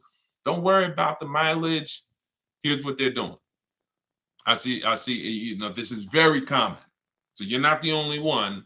I told you, many of you are getting the same calls, the same emails, because those are templates. No mileage is ever covered. If the car is purchased, which means they worked with your equity, we never let a dealer control our equity. That's the only time mileage and payments are forgiven totally. Car is purchased. When a car is returned, which is what happens in many cases, they're taking your mileage penalty, and let's say it's 2,500 or whatever it is, and they're applying that to your next deal. And so when you do that, you are essentially paying for your old car and your new car. You want to know what it is? We compare three things when we're trying to deal with a lease penalty. And next lease, you got to choose right. I've had a lot of people that will write me or email me and say, Deshone, I drive 15,000 a year, but I signed up for 10. That's so you're gonna ruin, or at least not even ruin, you're gonna hurt your lease experience to save $40 a month. You could have just got the 15 and paid the additional 40 for the usage and enjoyed, but now you wanted to save the $40 and you didn't get enough mileage. So don't blame the lease. When you hear people say this, oh, I got all these penalties, it's because you didn't customize your lease the way you were supposed to for your lifestyle. But in this particular case, do your equity assessment. That's the first thing you do. The person who asked this question on TikTok, follow the equity assessment process, call your bank, get the payoff, and then go on those websites that I mentioned who make cash offers. If you have a lease, when you're doing your equity assessment, go to those websites. It's going to ask you, is the car owned, financed, or leased? You want to put owned. Don't choose leased. All right. It's not important. You just want to put owned, because you're going to ask your bank when you call, do you have a third party restriction? If you do not have a third party restriction, you're with Toyota, you're with Chase, you can sell to the highest bidder, you can sell to anybody. If you have a third party restriction, now you need to sell to a local dealership of the same brand to get your equity. But that's the first thing you do. If you got mileage penalties, if you got payment, do your equity assessment. Nothing more important than that as a first step. All right. Go ahead, Dolan, shoot the next one in. We're taking questions from YouTube, Facebook, TikTok, and Instagram. Go ahead, bring the next one in, Dolan. This one's from TikTok. All right, make sure, listen, bring some of those people in from YouTube and Facebook. We're doing a lot of TikTok. Does damage to a vehicle decrease the trade-in or cash value significantly? It does. It depends on how significant the damage is. On a lease, they allow wear and tear. So you're expected to have little brush scratches, little dings, little dents. That's normal. If it's damaged, that's like, a baseball size dent, or the tires are completely bald, that means you need new tires. Yes, these things affect your value, because whether you own a car or not, anything that'll make a person be like, oh, I got to put that money into that, that affects your value. If they look and say, all right, I see the car was keyed on the right side, I got to put money in, that affects your value. But I always say, don't repair anything that doesn't dramatically increase your value. Don't repair stuff where, all right, I could go and I could get these little nicks touched up. It'll cost me like $700. Those little nicks touched up will probably only increase your value of your car $700. So you're going to pay $700 to make $700. You make nothing by doing that. Now, if it's something that, like that you can, like a big issue, I say this a lot. Those of you, if you have a transmission or an engine issue, it's much better to get the transmission, get the engine fixed, get the car in a good position, because you might spend $2,000 or $2,500 to get a rebuilt engine, but it increases the value of your vehicle by $5,000. Those are repairs that are worth making. Little stuff like that. But yeah, go ahead, shoot the next one in, Dolan. Okay, this one's from YouTube. Would you recommend new or used for a family with a current? Okay, would you recommend used or new for a family with a current car loan for a car but need a bigger car? Plan to keep both for 8 years plus. Okay, so good. So Brianna knows about the 8-year rule, which is if you're not buying and keeping your cars 8 years, you're losing thousands of dollars not leasing. So she's already said, I'm keeping my car at least 8 years. So great. Here's, all right. If you're debating who wants to know whether you should buy new or used, that's this question. That's a budget issue. Now, some of you, when you do your budget, the biggest thing is to get your needs. Everything you need, you can't compromise on. If you need a family SUV, if you need 3 rows, you can't compromise on your needs. I had somebody come into the Mercedes dealership. They were looking at a big family vehicle. They had 3 or 4 kids.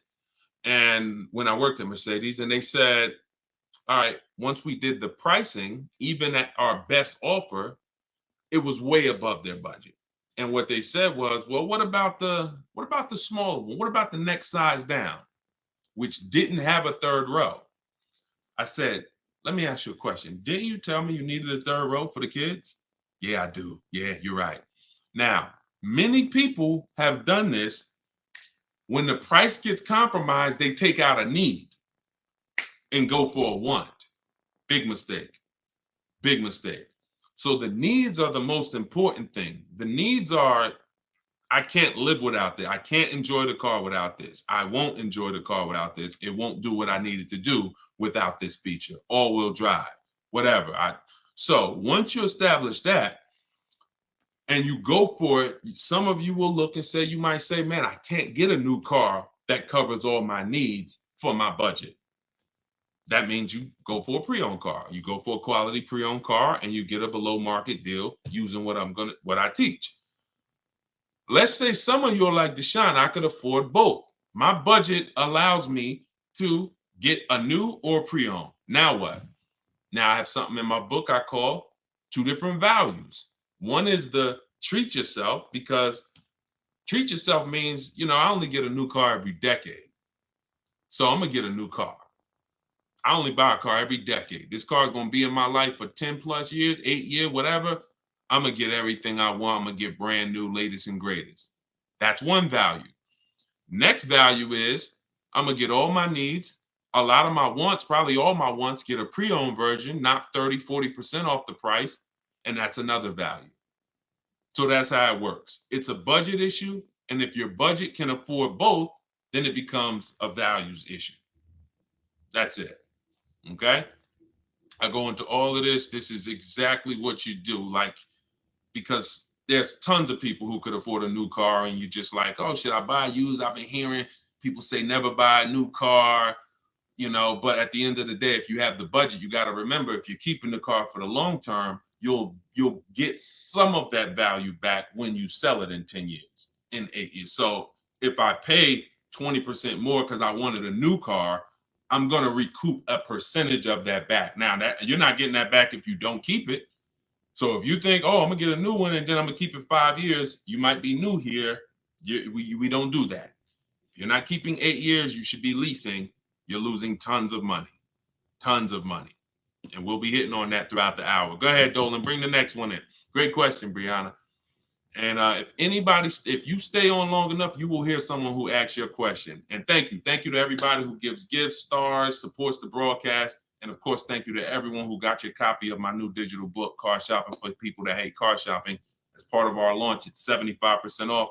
And it's my 7-step system for buying cars, leasing cars, new cars, selling leases, getting the banks to getting the best loans. It's all in there in a step-by-step format. It's normally $97, but as part of our official launch, you can get yours for 75% off in my TikTok bio or in my Instagram bio. Click that website and hit that button that says, get new book for 75% off. And if you guys are on Instagram, on YouTube and Facebook, I'll post a link for you guys. You can click this one that says deshonsbook.com or scan the QR code with your phone and grab your copy for 75% off. It'll be in your inbox in 5 minutes. Okay, go ahead, Dolan. Bring the next question in. Let's keep them rolling. Great question so far. This one's from Instagram. What percentage discount off MSRP is a great deal? This depends, and I'm gonna show you why. Let me show you why you can never assume what the bottom of the market is for a car. You will lose all the time. So this is Sean. Sean wrote me the other day. Sean uses my stuff. He gets bids. He wrote me the other day and he said, I'm looking for some advice on this deal. He just wanted to make sure he was doing it right. F-150 Lightning XLT, the MSRP is $73,285. Now, got a $49.90 discount from the dealer who won the bid, and the deal and revealed that there was a $15,500 rebate. Now, all the other offer, what I asked him, because that's over a $20,000 savings on this brand new truck. I said, I haven't seen the other offers yet, but I'm assuming you got at least 5. When we shop for new cars and leases, you use my stuff, you want to save the big money, you must get at least 5 offers because 80% are overpriced. So we get at least 5 offers. And I said, you're saving over 20 grand on this with the discount and the rebates. But the only way to know is to compare to the other offer. How do we know we can't save 25? How do you know the rebate's 15.5? I sold 2 Maybachs when I worked for Mercedes-Benz. They both had $20,000 rebates. How do we know that that's all the rebate money? How do we know they're not holding some back? By having other offers. He said, guess I could have put a little more info on here. Yes, I got about 15 quotes. Go for him. And it sounds to you, if you've been shopping the old way, Sean saying I got 15 quotes using my online system, which is copy and paste in emails, it sounds like, wow, that must have took a lot of time. Probably took him 60 minutes to do it. So, and this is the same stuff I want you doing. I couldn't find anything under MSRP in his area. I ended up expanding my search 150 miles outside my area, and I found this deal. I'm going to another state to pick it up, which is something I never would have considered before coming and working and learning from me. You see, he didn't know he was going to save 20 grand off the truck. He didn't go in saying, if I can't save 20 grand, I won't get this truck. Look at same thing with Kimberly. Kimberly got a Maserati. She leased her. Sean's buying his. Kimberly, $86,000 MSRP, $86,961 selling price, $66,261, $20,000 discount, $20,700 to be exact. You get these offers by bidding. Now, at the same time, there's other vehicles like Eddie got his Toyota. He got a 2023 Toyota hybrid, all the bells and whistles, received quotes as high as 10 grand over sticker. And he ended up getting $2,086 under MSRP. That was his lowest bid on a Toyota Camry hybrid. So he didn't go in. We never go in assuming. We don't know what the rebates are. We don't know how much the winning dealer is going to give. But here's what you know. When you shop the right way, you should have a $3,000 to $5,000 difference between your best offer and your highest offer on a regular car. That's a regular car. 3,000 to 5,000, more like 5. That's when you know you shop the right way. And as you get into luxury cars and bigger SUVs, 70, 80, 90 grand, 100 grand, you'll start to see 10 grand spread between your best offer and your highest offer. That's when you know you're shopping right. So we never go in. And here's what, and then cue up the next question, Dolan. What they're never going to do is take the deal they got on one car and bring it to the other car. They're not going to do that. Because we know just because I saved 20 grand on my Maserati don't mean I'm going to turn around and save 20 grand on my BMW. The bottom of the market for that car is different than the bottom of the car market for this car. All we know is we get the bottom. Whatever it is, we get the bottom. Multiple offers. Go ahead. Cue the next one up. Great question. This one's from Instagram. How can you find a great car deal on a used car? So in my book, I talk, and everything that you're hearing is going to be taught out in my book. When you watch my videos on social media, all of this is out my book. If this is your first time on a live broadcast, welcome. You'll get to know that this is a system. I don't deviate. I don't want you having to figure it out. The system doesn't change. You just got to learn it and realize this is how I shop for used cars now. This is how I shop for leases now. This is how I shop for new cars now. So when it comes to used cars, the first thing we're looking for is a quality car. And then the last thing we're looking for is a below market car deal. All right? Type below if you understand that there's only 3 different market prices. Market value, let's call that average. Is average a deal? Does average sound like it's a deal? I want to see everybody's answers. So y'all, I dialogue. So you might as well keep your hands quick, keep your hands next to your keyboard. Okay? I'm not talking at people. I'm not talking at you. I'm dialoguing with you. So keep your hands next to your keyboard. Nothing about market value is a deal. Something that most people are getting, the average price paid, not a deal. Above market, not a deal. That's even worse. The only thing we care about is below market. That's it. So now, our process for looking for a pre-owned car is different than the process of looking for a new car. New car, I call it the 25 to 5. We reach out to 25 dealers online, takes us 20 minutes. We're going to get 5 to 7 offers out of that. Used cars, we use something I call the multiple marketplace strategy. That means when you shop for a used car, who's going to be shopping for a used car either now or in the near future? Type the letter U. This answer is for you guys. If you're going to be shopping for a used car, either now you are or you're going to be shopping for one soon. Okay, so here's how you set this up. You want to look everywhere used cars are online. I compare this to if you were buying something like electronics, like a TV. You wouldn't just walk into a TV store. You would be online. I don't know if there's people that still overpay for TVs, but most people are not going to overpay for a TV. Not now. You're going to be online, Amazon, Walmart, Best Buy, everywhere. Everywhere there's a TV, checking prices, right? We bring that same thing to used car shopping. Cars.com is different than autotrader.com. That's different than cargurus.com. Yes, some of the inventory is the same, but some of it is different.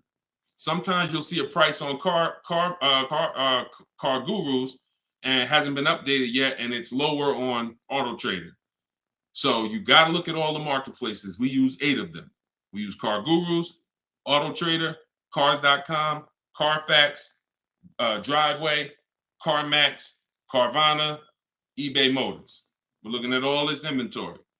And what we do is we look, and the first thing we want to do is sort the prices from lowest to highest, because you can't get a below market deal if you don't know what the market is. Remember what I told y'all about 8 minutes ago? When you are shopping correctly, you should see a $3,000 to $5,000 difference between the best offer and the highest one. That doesn't change. And you might have been here on this side based on how you shop and the way you do things. You might have been either on average or above.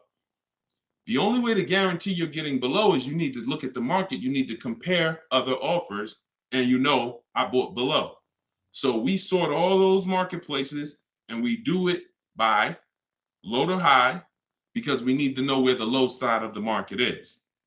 Once we have the low side of the market, listen, who shared this? Because this is too good for you to keep to yourself. It really is. I know we in this particular day and age, it's like we gotta realize this is a battle of money, y'all. Your friends and family are right now, some of your friends and family are out there overpaying for cars, buying above market value and at market value, getting no deals, leaving like, oh, did we do okay? No, you didn't. So shout out to the sharers. Appreciate everybody who shares these broadcasts. So once you do low to high, now what you're looking for is to say, okay, low side of the market's about 22, 23. High side is 28, 29. Low side is going to be trash most of the time. Accidents, frame damage, title issues. That's okay. As long as we know where the low side is, we put on alerts so that every bit of new inventory comes to our phone. We get alerted when a new car hits the market, and we're now looking for that car. Now it needs to pass 3 things. It needs to pass great title history, incredible regular service records. Not even a question. You should not, I will not, I never recommend you ever buy a used car that doesn't have great service records. Biggest indicator of whether the car was taken care of or not. I will not buy an unknown, because when things start happening and you don't know why they're happening, and you look at that Carfax and you see that it's blank, or you see that it's 20,000 miles of gaps, you got no one to blame. So none of this guarantees that we get out the woods with a great car, but it does give us boundaries to where we can say I've taken every step possible to make sure that my investment is wonderful. So that's what you do. We do a Carfax. We screen down from title to accident records, title, service records, accident history. I won't do a car with airbags deployed. Airbags deployed is a big deal on a used car. Vehicle towed. You see accident, vehicle towed, that's a deal breaker for me. That means it was a serious accident. You might see vehicle drivable. That means it wasn't a serious accident. That means it could have been a little fender bender in a mall. Cops came out, it gets reported to Carfax, everyone drove away, no frame damage, nothing detrimental to the car. But again, it's on you. Some people say, I don't want any accident. That's perfectly fine too. And some people say, I'll deal with a moderate accident if it was something like that. And then the last thing we do is we need the price of the car brand new. If I bought an Infiniti truck last year, I wouldn't have known it was a great deal if I didn't know that it was originally $54,000 and I paid $31,800. All the other Infinitis I was looking for were less originally. What I just broke down over the last 8-9 minutes was how you get a used car, how you find a quality used car, and you make sure that you're buying it on the low side of the market. The last step is, how do we pick the right one and make sure we're saving the most money? In order to do that, you have to know what the price was originally. We get that from the Carfax. And if you don't have the Carfax, I don't buy Carfaxes on these websites, skip it, go right to the dealer site, Many of you don't know. Well, I don't think any of you know unless you worked in a car dealership that most dealers have a contract with Carfax. Literally, you can go to the car dealership's website and you can get the Carfax. All of this is in my new book because some of you are sitting here you're like, man, Deshone, this is great. I'm not going to remember all of this. How can I get all of this in one spot? Get your copy of my brand new digital book, Car Shopping for People That Hate Car Shopping. 7 steps to saving time, money, and avoiding dealerships. That is part of my multiple marketplace strategy of how we get quality used cars below market value. My resources are in there, and you can get your copy for 75% off as part of our launch. Click my tick. Now, you only got 30 minutes. If you visited that site, you saw that timer. Once it gets to 0, price goes back up to $97, which is still a great price. If you missed it, yeah, listen, I missed it, but Deshone, I need this information. But if you get there before the timer, go to my Instagram bio, you get your copy for $24. Okay? This one's from YouTube. What are your thoughts, pros or cons on buying a vehicle in your business name? So there's a lot, oh my goodness, who's seen this? It's a lot of information out there, y'all. You got to be able to discern. It's a lot of bad information. Now, here's what I'll tell you. If you got a business where you're going to be transporting, where you're going to be using the car for business purposes, we've had tons of people. When I worked at Mercedes, they got commercial lines. Tons of realtors came and got Mercedes in their LLC. When I worked for General Motors, they got pickup trucks. They got commercial vans. Tons of people coming and putting cars in their business name. They were using them for business. What we have a world right now where people want to make viral videos saying, put your car in your business name, but they're not going to be there when you get audited and you're writing off $400 or $500 car payments and you're not using the car for business. So let's get that out the way. Now, if you're using the car for business, you can simply shop, get your best offer, and then when they ask you whose name is it going in, it's going in my business name. You do a business credit app, and you personally guarantee the loan. If someone's teaching you how to get cars without personally guaranteeing, then go learn from them. And I always say, combine, because they overpay for cars. I've never seen people that overpay for cars like business people putting the cars in their business. They just say, doesn't matter what you charge me as long as I can get it without signing for it. So you still need to pay the least amount for the car. But if they're going to teach you how to get cars in a business name without personally guaranteeing, go and learn. But yeah, that's what I have experienced. It's not better. And you should be talking to a business accountant when it comes to, whether an LLC or C Corp is better for your company. Many people don't have a business. They're just starting an LLC hoping to get a car in the LLC. If you got a real business, then you can pursue this. Call the accountant. What's the best structure? What's going to save me the most in taxes? Make sure they're going to give you the usage. But other than that, and watch these videos you listen to. Watch these videos. Well, they will have you audited and they won't be there. Yeah, but the influencer told me, let me pull up this video for you though. Sir, I'm not interested in seeing that. Can you just show me how much, can you just, show me the proof of what you did with the car this year? Yeah, but he said I could. No one cares. They won't be there. They won't be there. Go ahead, shoot the next one in, Dolan.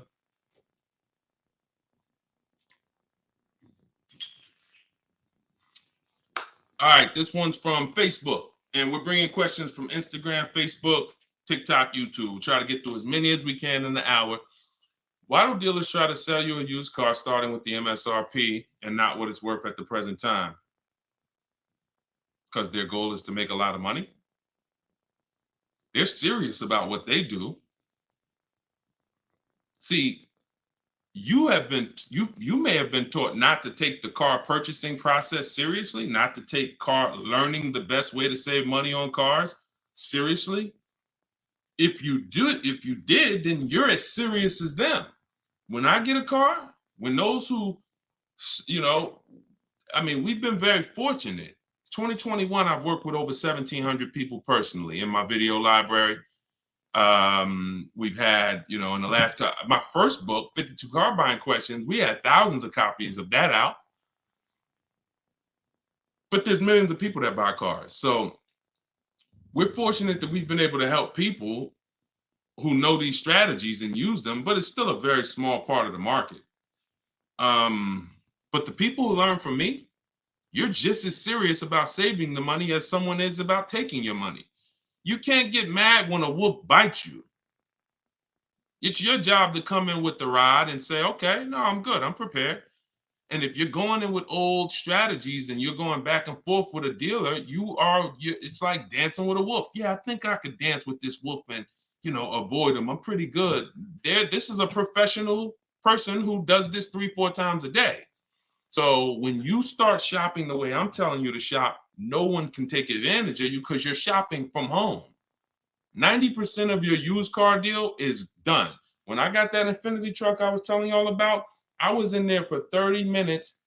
All I did was test drive the car. I shook the person's hand. I said, get it ready. I'll come back. I had my own financing. I said I gave the dealer an opportunity to see if he could beat it. He couldn't. And that was it. I'm not coming in. If you're learning from me, you are never going to talk numbers inside a dealership. And when you say, somebody said, I wish I had a dad for things like this. Look, I'm sorry you don't have a dad, but God sends you who you need. But sometimes,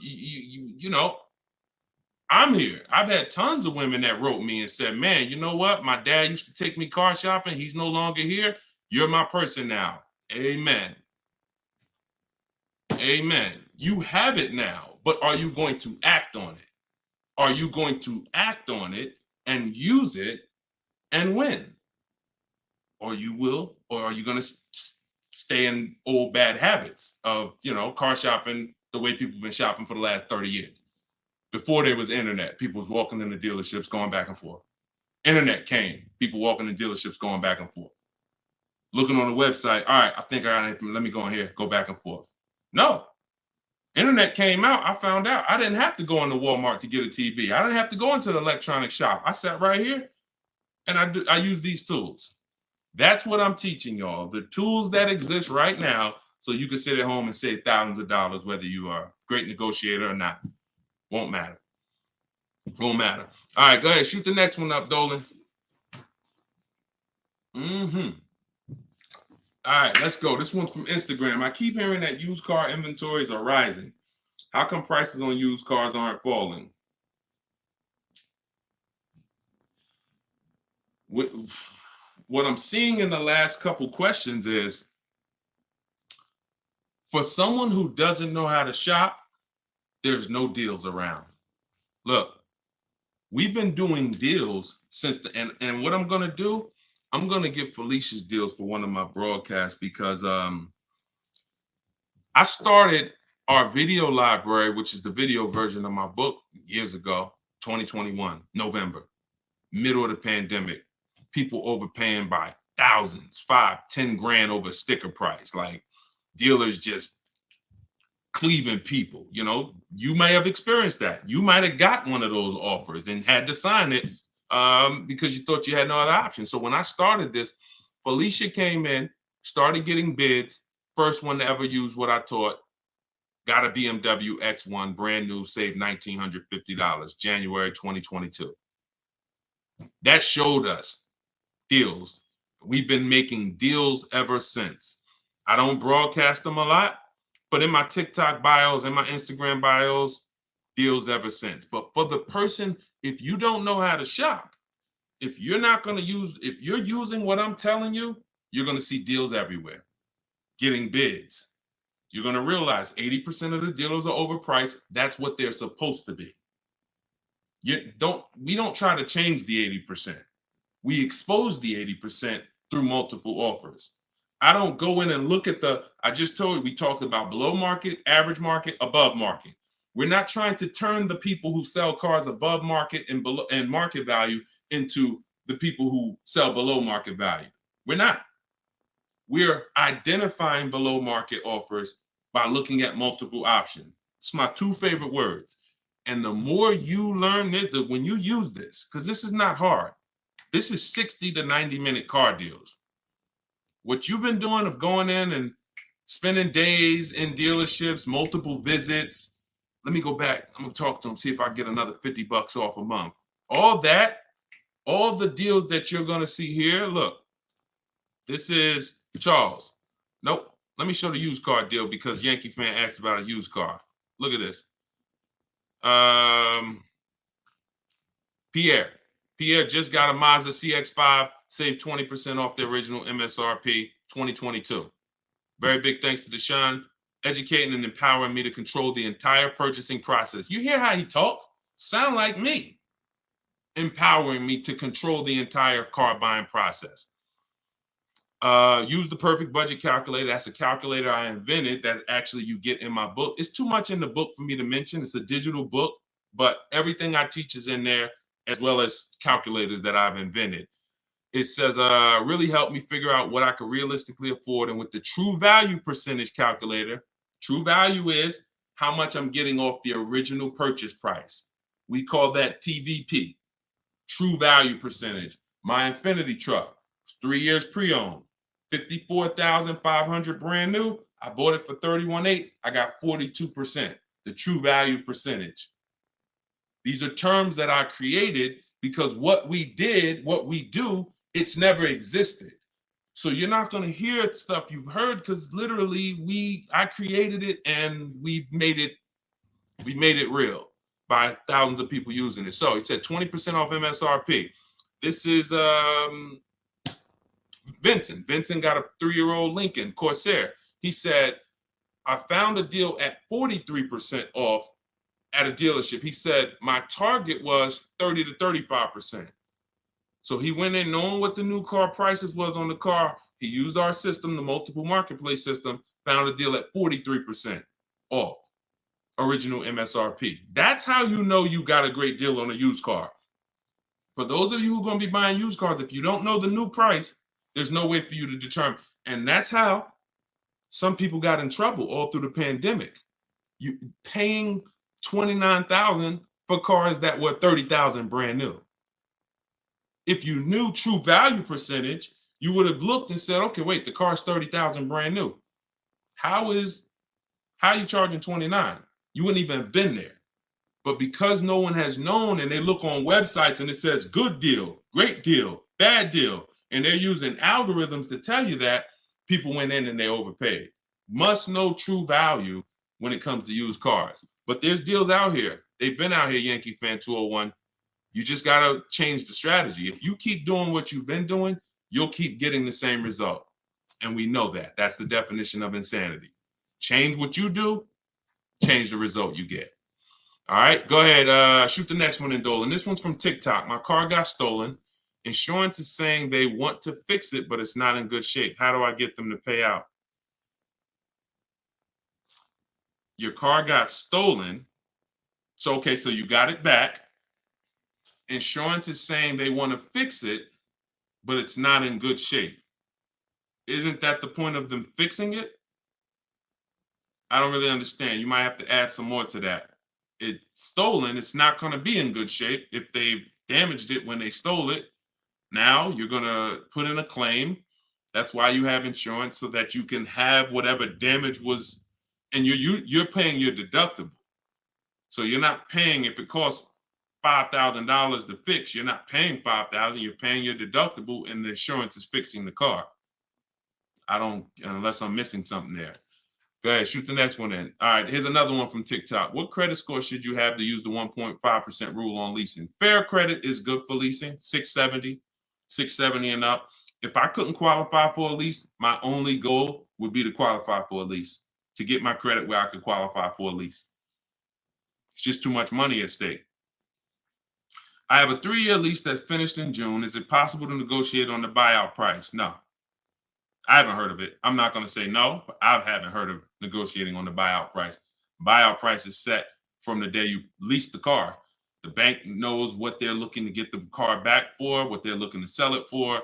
So, no, I've never seen a case, but I'm not saying it can't be done. I just have never seen it in my experience. And why would you buy the car? Because here's what I want you to be. Give me 1 second. Send up. We'll do William's question next from Facebook. But to everyone who's heard of something called lease to buy? Type of 1 if you've heard of something called lease to buy. Lease to buy. or if you've ever done a lease to buy. Okay? All right, I see Mike, I see Ray Ray, I see A. Marie. Okay, Miguel said I never heard of it. Okay, it's a horrible thing in most cases. The only time it makes sense is if you're keeping the car, because here's what you're doing when you're buying your lease.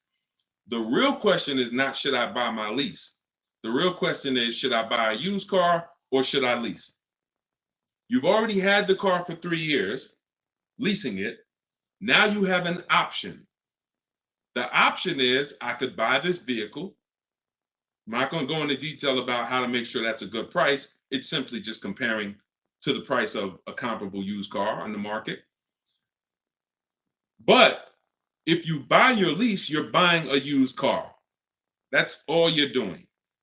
So when you're saying, should I buy my lease? That's not the question. The question is, should I release a car, go shop for another lease, or should I buy a used car?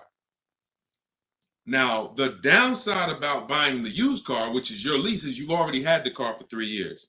Most people, to afford the lease buyout, you need to take another 6-year loan. So if your lease payment was $400 a month, usually when you buy your lease, to have a around about $400 a month payment, you're going to need a 6-year loan on the balance. What is 6 plus 3, everybody? We got some very smart people on here. What's 6 plus 3?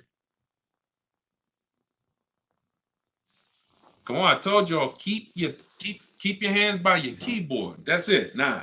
Good job. Would anybody in here sign up for a 9-year loan on a car? Same car, signing up to pay for that car for 9 years. Look, bunch of no's. Bunch of no's. Never. That is what many people are signing up for.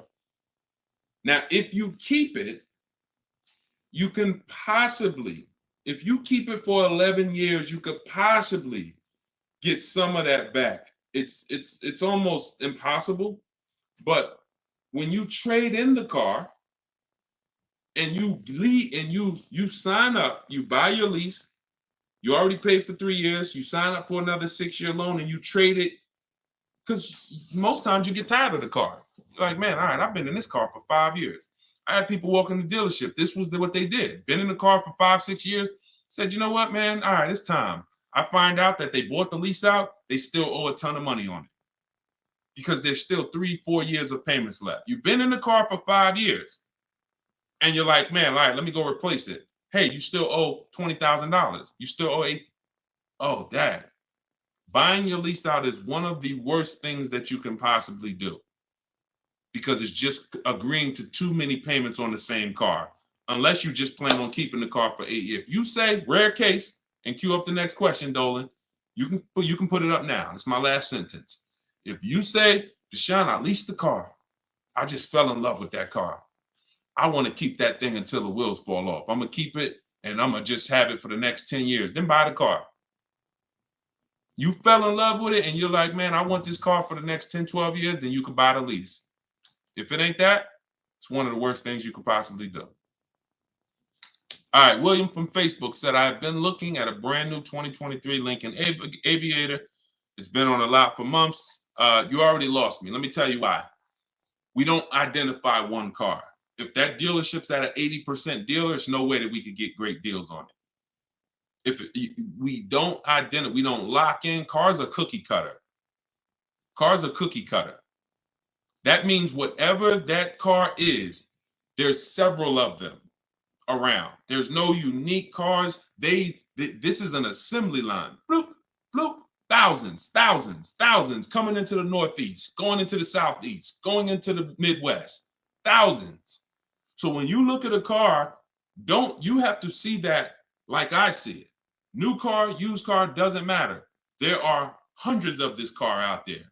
And I need to make sure I connect with enough dealers to know, because you said 69,000 has been on there, they're asking, what happened if somebody else has a similar car and it's not selling for them and they're willing to give it for You don't know what rebate there is in there. You don't know, maybe Lincoln gave them a $5,000 rebate on old Lincoln, and maybe they're not discounting the car that much. Maybe they got a $5,000 rebate and they're only discounting the car $1,600. You don't know. And so that's why we stay at home. New cars, leases. We get multiple offers. You could do it my way, which is in my book. It's called Car Shopping for People That Hate Car Shopping. It's a digital book. Be in your inbox. You cannot talk, and you can use my email scripts and templates. We connect with 25 dealers online in 20 minutes. We're going to get 5 to 7 offers.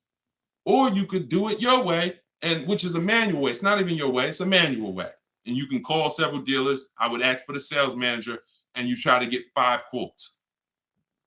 Either way, you need to get at least 5 offers because you have no idea what the best offer is. You saw it. We talked about this about 20 minutes ago. I showed you how much money Sean saved. I showed you how much money Kimberly saved. They saved 20 grand. If they would have got excited about 10 grand, very important. If they would have looked at an offer and said, Dad, this deal is taking 10 grand off of me. Man, this sounds too good, man. I got to sign this. They never would have got 20. You can't assume what the bottom is for a vehicle. That only comes through multiple offers. Everybody clear? If everybody's clear on that, type clear. If you're clear on that, this is for new cars and leases. The way we shop for new cars and leases is to reach out and get at least 5 offers. Once you do that, because you're never going to see how much money is on the line until you do this. Once you start doing this, I had somebody email me, said, man, Deshone, I just started doing this. I made a couple phone calls. I got 3 grand better than my first offer. I said, see what I'm telling you? See, multiple offers is how we buy everything.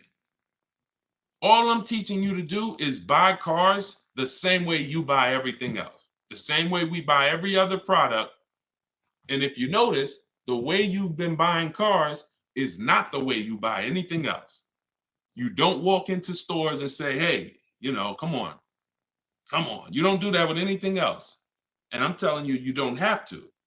They've made you think you do, but you don't have to. You can sit right at home and control your car deal and have multiple people bid for your business. And that's what my entire book is about. Car shopping for people that hate car shopping, 7 steps to saving time, money, and avoiding dealerships. Why do I say avoiding dealerships? Because not only do I want to save money, I don't want to be in the dealership for more than 30 minutes. And I've leased 4 cars in the last 10 years, 3 Infinities and a Jeep. I've bought this Infinity truck. I have not spent more than 30 minutes in a dealership.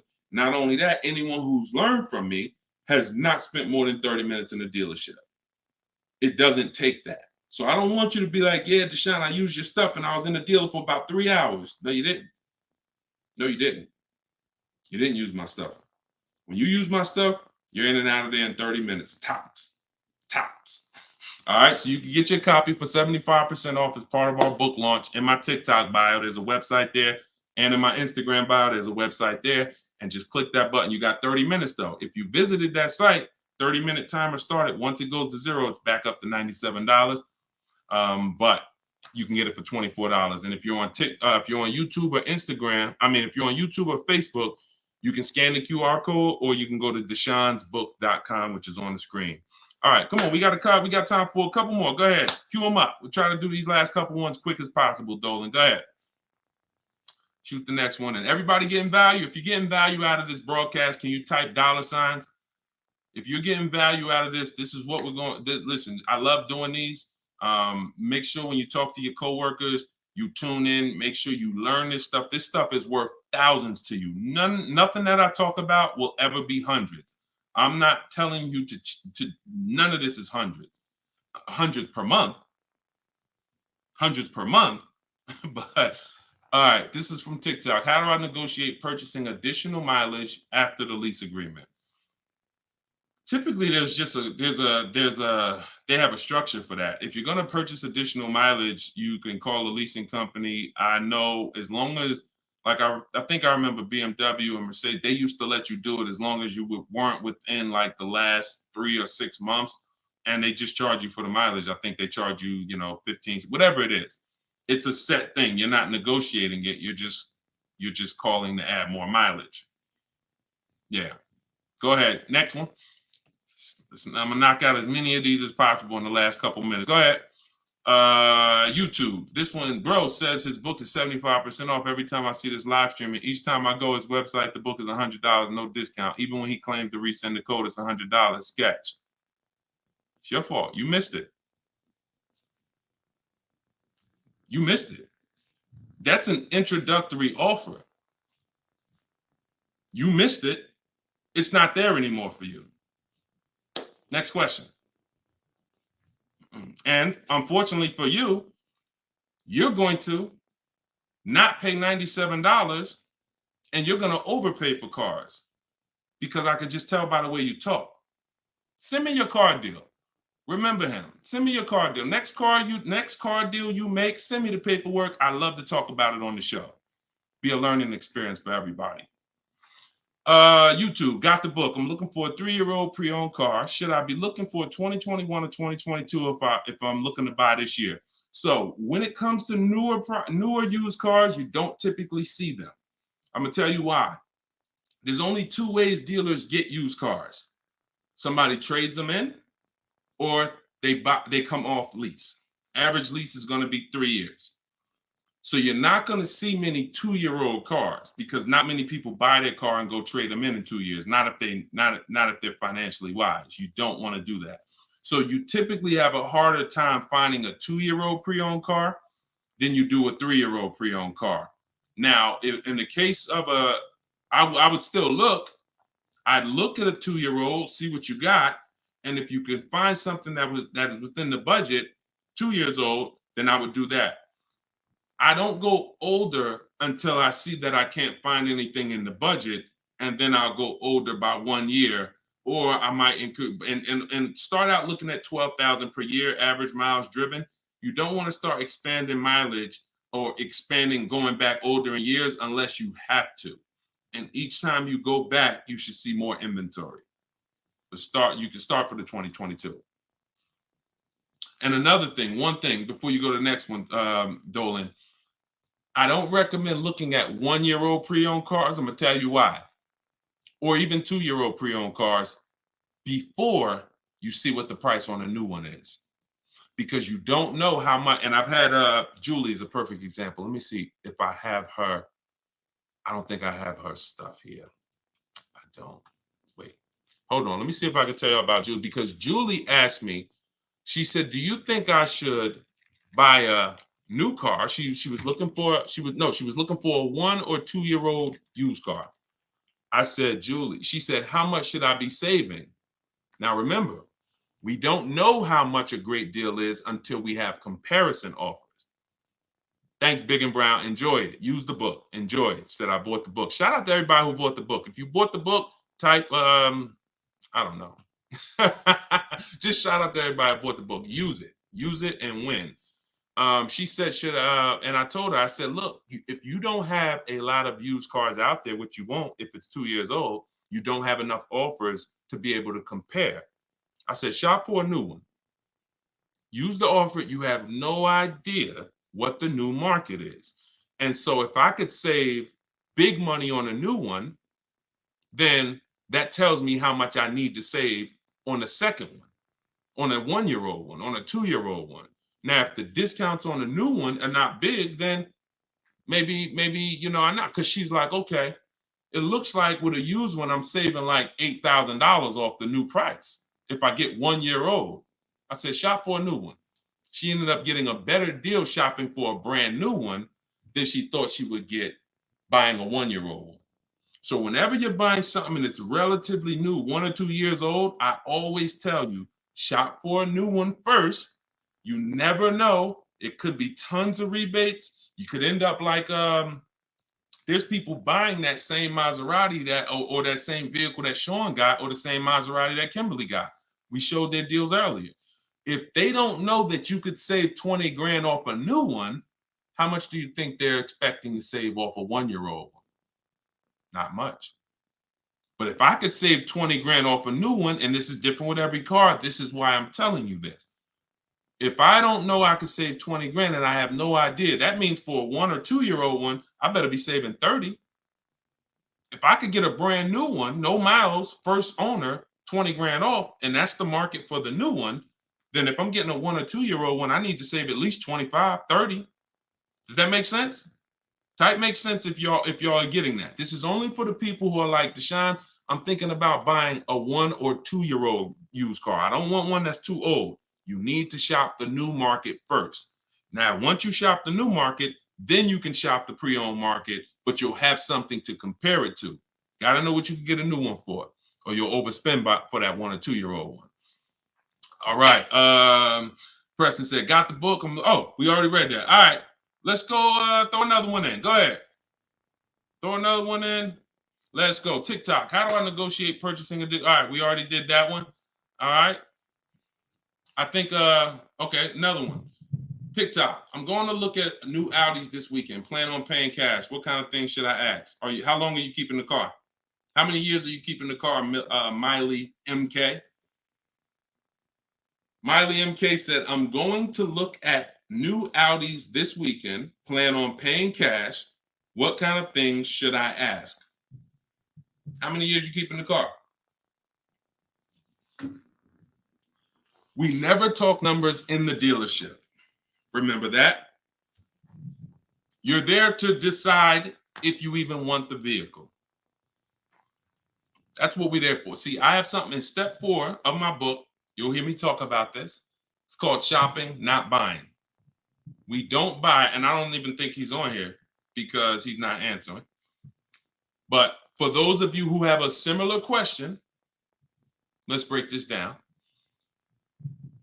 When you go in to look at a car, if it's a new car or a lease, you're there to test drive, and that's it.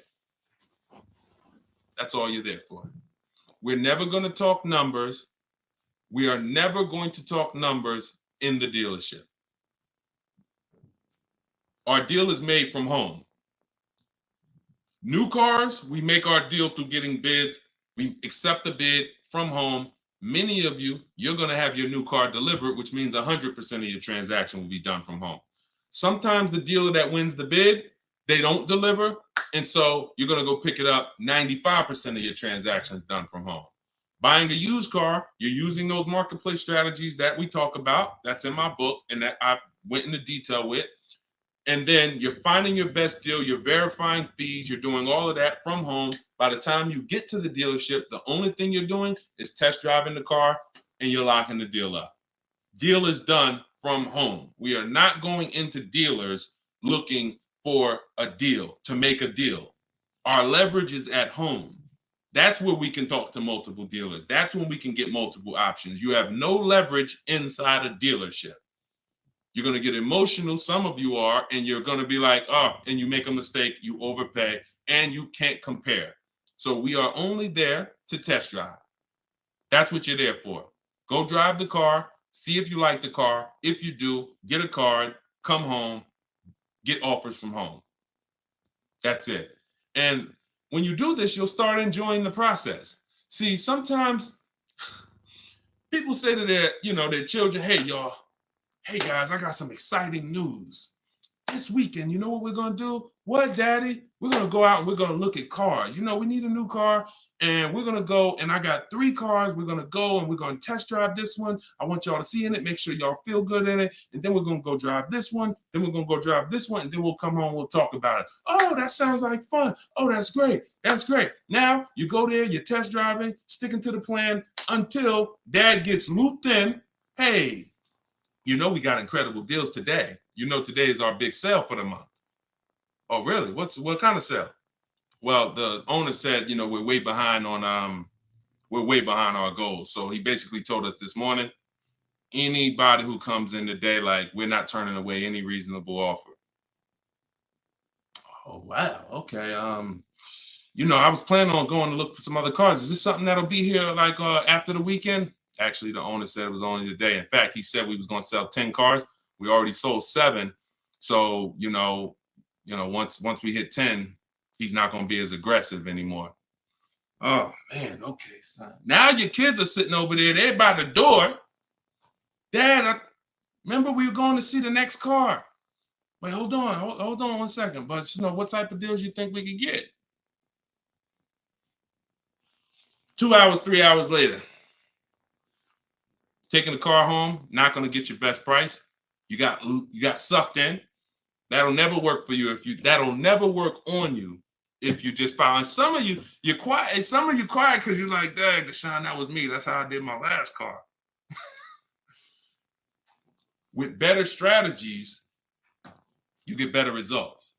What I want you to understand is that the old way you've been taught to shop, I want you to completely unlearn that. Scrap it, throw it out the window.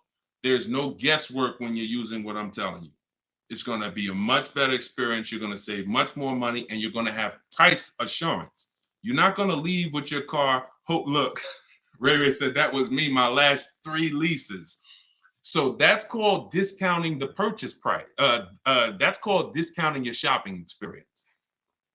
You're about to make a $20, $50, $100,000 transaction. Some of you, you should not be discounting your shopping experience. Shopping is deciding what you want. That's your test drive. That's looking at options. That's, but we're in and out for 20, 25 minutes and we enjoy it. We do not let anybody talk numbers over at a dealership. If you stick to that rule, you'll enjoy it. They'll be trying to catch you. You'll be dodging them like Floyd Mayweather. Say what you want to say about Floyd, man. He can dodge and dance. They'll be like, man, can you just sit down? No, I mean, can I get you 5 minutes? 5 minutes. No, actually, I'm in the car already. Honey, start the car. Hey, but I appreciate your service. Hey, can I get your car? Because if we do like this, we'll reach out to you. We'll reach out to you and give you a shot. Okay, you sure, man? We got great deals. It's no problem. Don't believe the games, y'all. So unlearn it. All of this is in my book. I want you to use this process. It's normally $97, but it's part of our new release. It's 75% off. It'll be in your inbox. That's part of my multiple marketplace strategy. This is when you're in control. This is when no one can force you. You don't have anything to think about because you're not talking. Everything's done by email. So you can have my book, your copy, in your inbox, in my TikTok bio, in my Instagram bio, 75% off for 30 minutes. Get your copy for $24 and use this stuff. All right, Jack said, I got the book. Wonderful. Good, good. Does the book give you a one-on-one phone call with you too for $24? Absolutely not. And I don't do one-on-one phone calls with anybody. No disrespect. I've been blessed. I can help thousands of people. That's what I do. I help lots of people at once. Your situation is not unique. As much as you think it's unique, there's hundreds of people, many on this particular broadcast, that are in the same situation as you. So being that there's no unique situations, there's no reason for one-on-ones. All you got to do is just use the process, trust my process, and get offers. And last thing before we leave, this isn't building a rocket ship.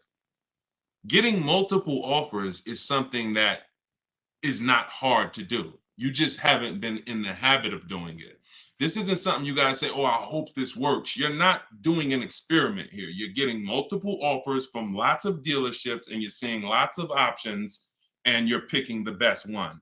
I'm just giving you a system to do that in 45 minutes. See what I'm saying? So this isn't like, oh, okay, all right, I hope I don't fail a test. I'm going to school and then I got to learn this stuff and then I got to take a test and I hope I don't fail. No, this is literally multiple offers. And once you realize the simplicity of it, you'll be like, Dad, how wasn't I shopping like this before? That's how it is. All right, so grab your copy. Shout out to everybody who shared. Shout out to everybody who jumped on the broadcast. Use it. I'll see y'all in the next one. A lot of good questions today. Have fun today. I'll see y'all next time.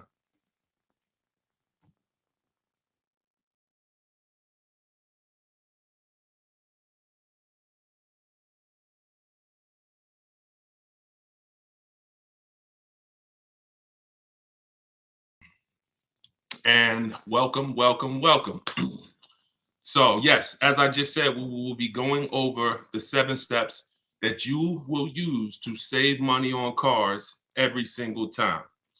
These 7 steps are predictable. I don't care what situation you're in. I don't care if you have negative equity. I don't care if you have a lease that you're replacing. I don't care if you have no car. These 7 steps, if you use them, you will always make sure you miss none of the money in the car deal. So shout out to the sharers. Could everybody, as you come in, hit that share button, and let's get into it. Send your questions in, and we'll get right to it. As you send your questions in, let me start with this. The first step is the most important question. A lot of people say, Deshone, what's the first thing I should do? Or I'm trying to get a car. Most important question is buying versus leasing. I know a lot of you, some of you, you've been programmed to, that makes your skin crawl. Oh, leasing, I never lease a vehicle. That's costing you money. That mindset right there, whoever you got it from, you need to give it back to them because they never explained it to you. They probably just ranted to you. And if you don't understand leasing, I'm just telling you, it's bad news. You've lost thousands of dollars already. It's not that you're going to lose. You'll continue to lose if you don't understand it. But as long as you stay with me and you understand, you really make up your mind that I'm not going to believe bad information. I'm not going to believe information somebody told me and been telling me for 10 years, and they never told me why. They just said, don't do this. We are not that generation. You're not going to rant at us. So let's see. What's up? Good to see you, Alchemy Elegant. I used to sell for 2 dealerships. Okay, good. Good for you. Leasing is perfect for us. See, so I'm glad we're starting to see more people who understand. And the more and more people who understand, the more they're going to tell people, and the more people are going to understand. But we still got a large percentage of people in the world in the country who have no idea about leasing. They've been taught by many financial advisors that they should never lease, and that's costing them money. So we're looking to set you free from that. If you purchase a car when you should have leased it, there's no way to get a good deal. Deshone, what you mean by? I'm telling you, beyond a shadow of a doubt, you could save all the money in the world on the car, but if you purchased it when you should have leased it, you're going to pay thousands more than you could have paid. And so as y'all ask questions, you'll see me constantly referring to these 7 steps that you can get. All of this is in my book. My new book is 75% off. It's a digital book. You can get it in my TikTok bio and my Instagram bio. It's called Car Shopping for People That Hate Car Shopping. 7 steps to saving time, money, and avoiding dealerships. And you can get it for 75% off in my bios, or go to deshonsbook.com, or click the link or scan the QR code. Why can't I see the comments? I can't see the comments on Facebook. Are we good on Facebook and Instagram, YouTube? Okay. Yeah. Okay. We're good. All right. So let's see. Help. I'm into my 4th year of a 4-year lease. I'm a senior and need advice. Thank you. Lease is up March 2025. Okay. So first things first, you're never going to do a 4-year lease again, because it eliminates some of the benefits of leasing, which is a new car every 3 years. Car is usually always under warranty. So we don't do 4 years. We're paying too long on a vehicle, we're giving back. The key with a lease is to make sure you're only paying a small percentage of the car's value. If it's a $40,000 car, we only want to pay 18 grand, 15 grand, 20, not even 20. You don't even want to get to half. You don't want to get to half. And when I told y'all about the 1.5% rule, the 1.5% rule helped you see, if you add up all your payments, if 1.5% means you're paying too much for a car you're giving back. Whenever you're shopping for a lease, it's not about the monthly payment, it's about the total of the payments. It's about the total of the payments. So yes, we want the monthly payments to be low, and if we get great deals, they will be. If you shop around, do not believe these commercials. Do not believe a website or a commercial. Those are not deals, y'all. Those are not deals. I want y'all from now on to just ignore them. All right? Can type an I if you will listen to this. Here's why. Great deals are never going to be advertised. Never. Great deals are when the dealer barely makes any money. They make a little bit of money. Sometimes they lose money.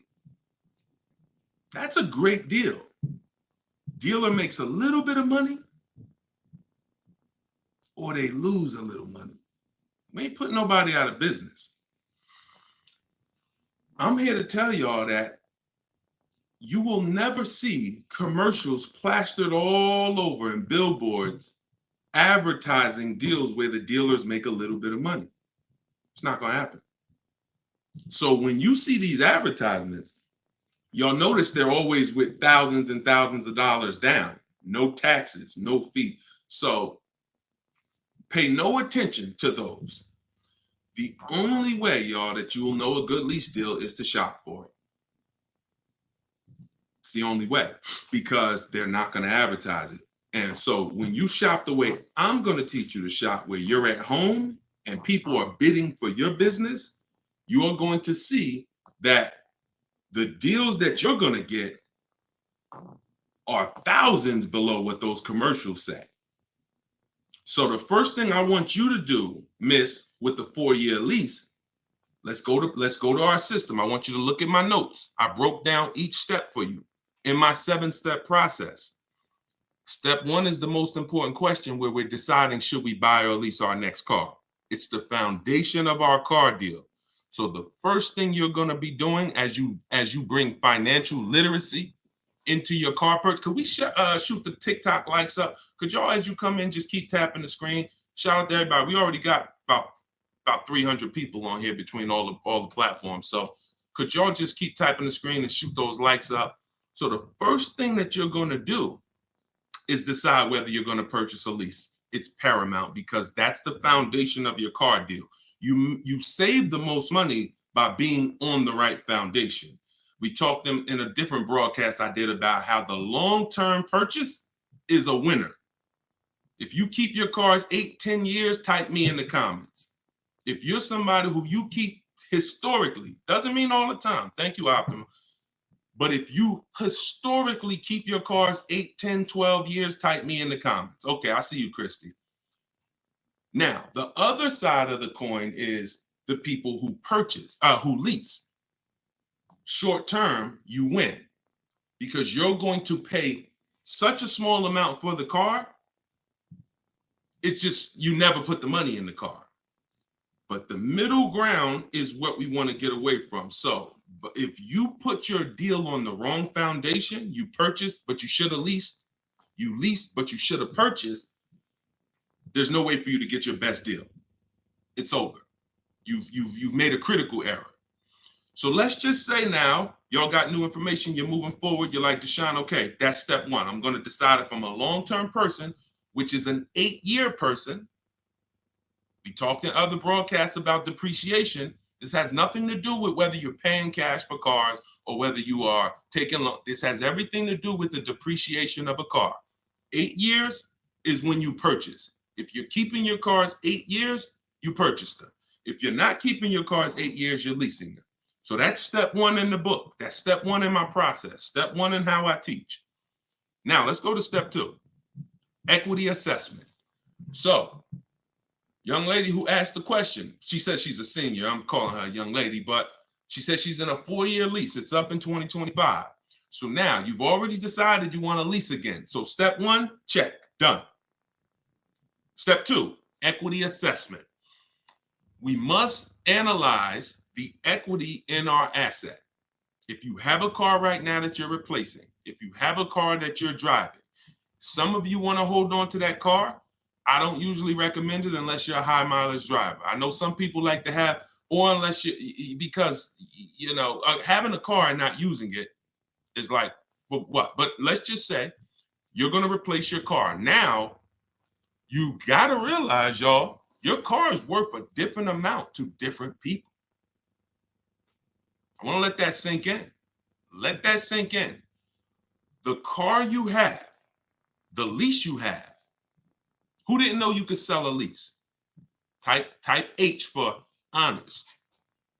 So you got to be honest. If you want to win with me, you got to be honest and say, you know what, Deshone, I didn't know that, but now I know, and we're going to do better. If you didn't know you could sell a lease, that's already cost you thousands of dollars. What you're doing when you're dropping your lease off to the dealership or to a dealership, when you're trading your car in, some of you have been in the habit of trading your cars in. you're not maximizing the value of that asset. What you're doing is you're saying whatever it's worth to the dealership that sold me the car, I'll take it. That's what you're saying. If that car is only worth $18,000 to them, but to another buyer, to CarMax, it would have been worth 21, you lost 3,000. If it would have been worth 22 to Carvana, you lost 4,000. If it would have been worth 23 to Driveway, you lost that money. So equity assessment means we're going to use the buyer market, and we're not talking about private parties. We're not talking about, y'all remember back in the days, if you wanted to make more money for your car, you listed it privately. Could everybody who's into financial literacy tag somebody or hit the share button? I'm very interested in moving forward with the people who are into financial literacy.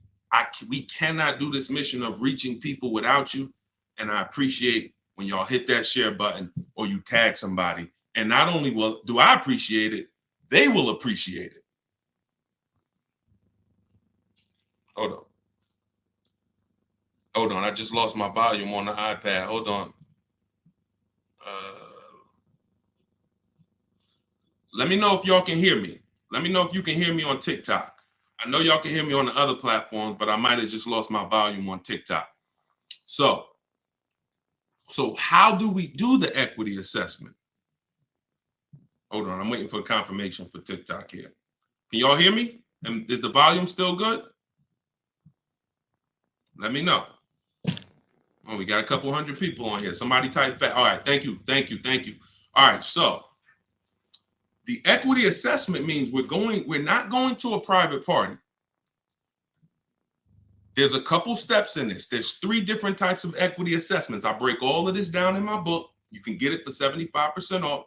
You won't leave the broadcast, but don't miss your time to get it for 75%. $97 is still great.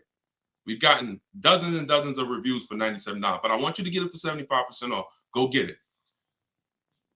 So there's 3 different types of equity assessments. One equity assessment is for those of you who have a car, you own it, or you have a loan on it. If you didn't know that you could sell a car with a loan on it, I'm here to tell you, you can. Some of you may have thought, man, I got to wait for the title to come. No, you don't. And I used to have people come into the dealership and say, hey, Deshone, what's that car right there, man? And I'm like, that's the new E-Class. When I work, if some of you don't know me, you might just be seeing me. I worked in the car business for 14 years, 4 years my own brokerage, 5 years Mercedes, 5 years GM. So I get people come in and say, Deshone, man, that's the new one. That's the 20, whatever. I'm like, yeah, it just came out. He's like, all right, I got 3 more payments on mine. As soon as I pay it off, I'm coming to get that one. That's a person who thought, like, what? There's no benefit to you waiting. There's no benefit. First of all, you should be leasing because you're just buying cars, paying them off, trading them in, always having a payment. But outside of that, you don't have to wait for the title to trade that car and sell it, or, So some of you may have thought that. You can. So one equity assessment is for people who have a car you own. Second equity assessment is for those of you who have a car you lease. Third equity assessment is for those of you who have a car you lease and your bank put a third-party restriction on that lease, which means they limit who you can sell to. Very important. They don't limit you selling. They don't limit you selling. When y'all hear me pause, that means you got to sit and let that sink in. Because many of you may have saw you had a third-party restriction and you said, man, I'm done. I can't get my equity now. I got to buy it and then I got to resell it. Problem with that is when you buy it and resell it, you pay taxes and fees on it, which comes out of your profit. So if you would have had $5,000 in equity, when you buy it and you pay the taxes and fees, you're going to lose probably $3,000 of that, maybe more. So how do we get around that? First things first, with a standard equity assessment, you can sell to anybody. With a standard lease, if you don't have a third-party restriction on your lease, you can sell to anybody.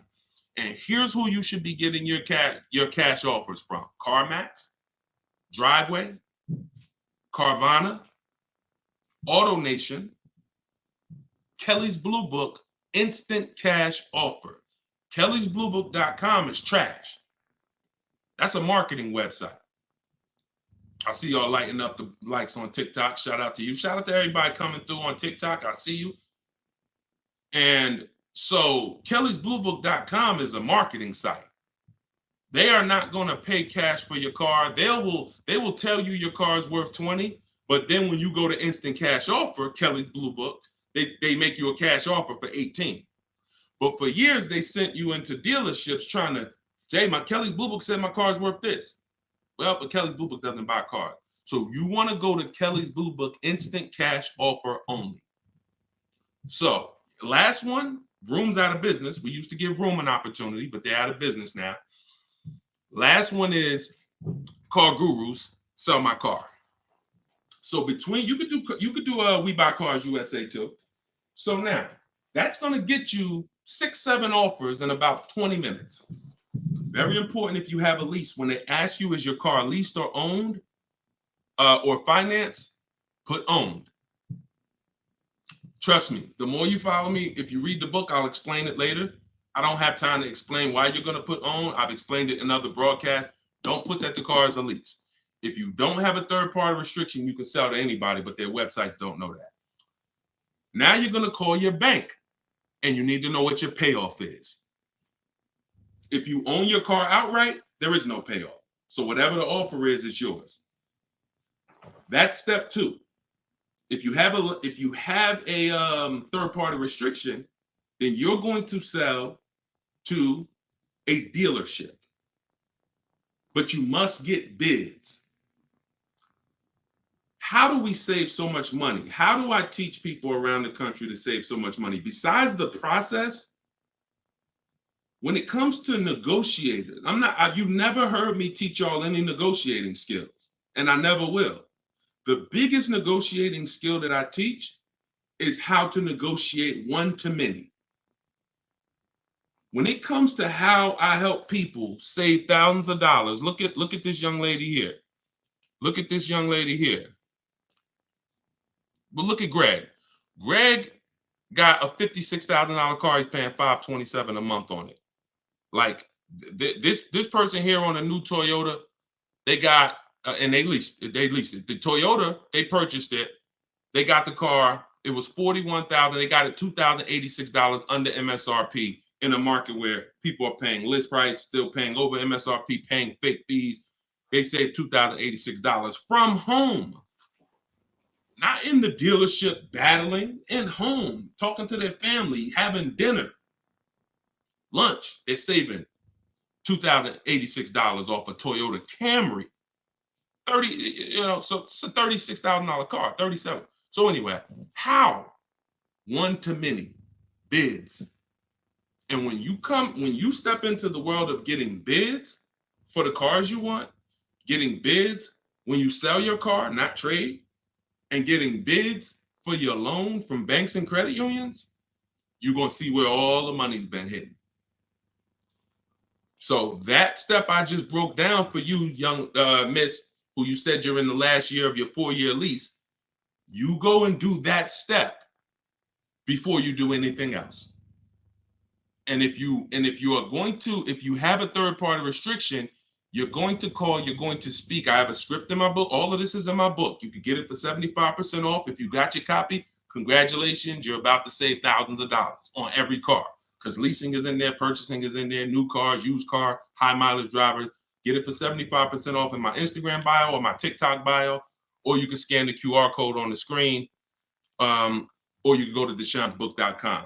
So that's what you do. When you call your bank and get your payoff, if they tell you you have a third-party restriction, here's what you're going to do now.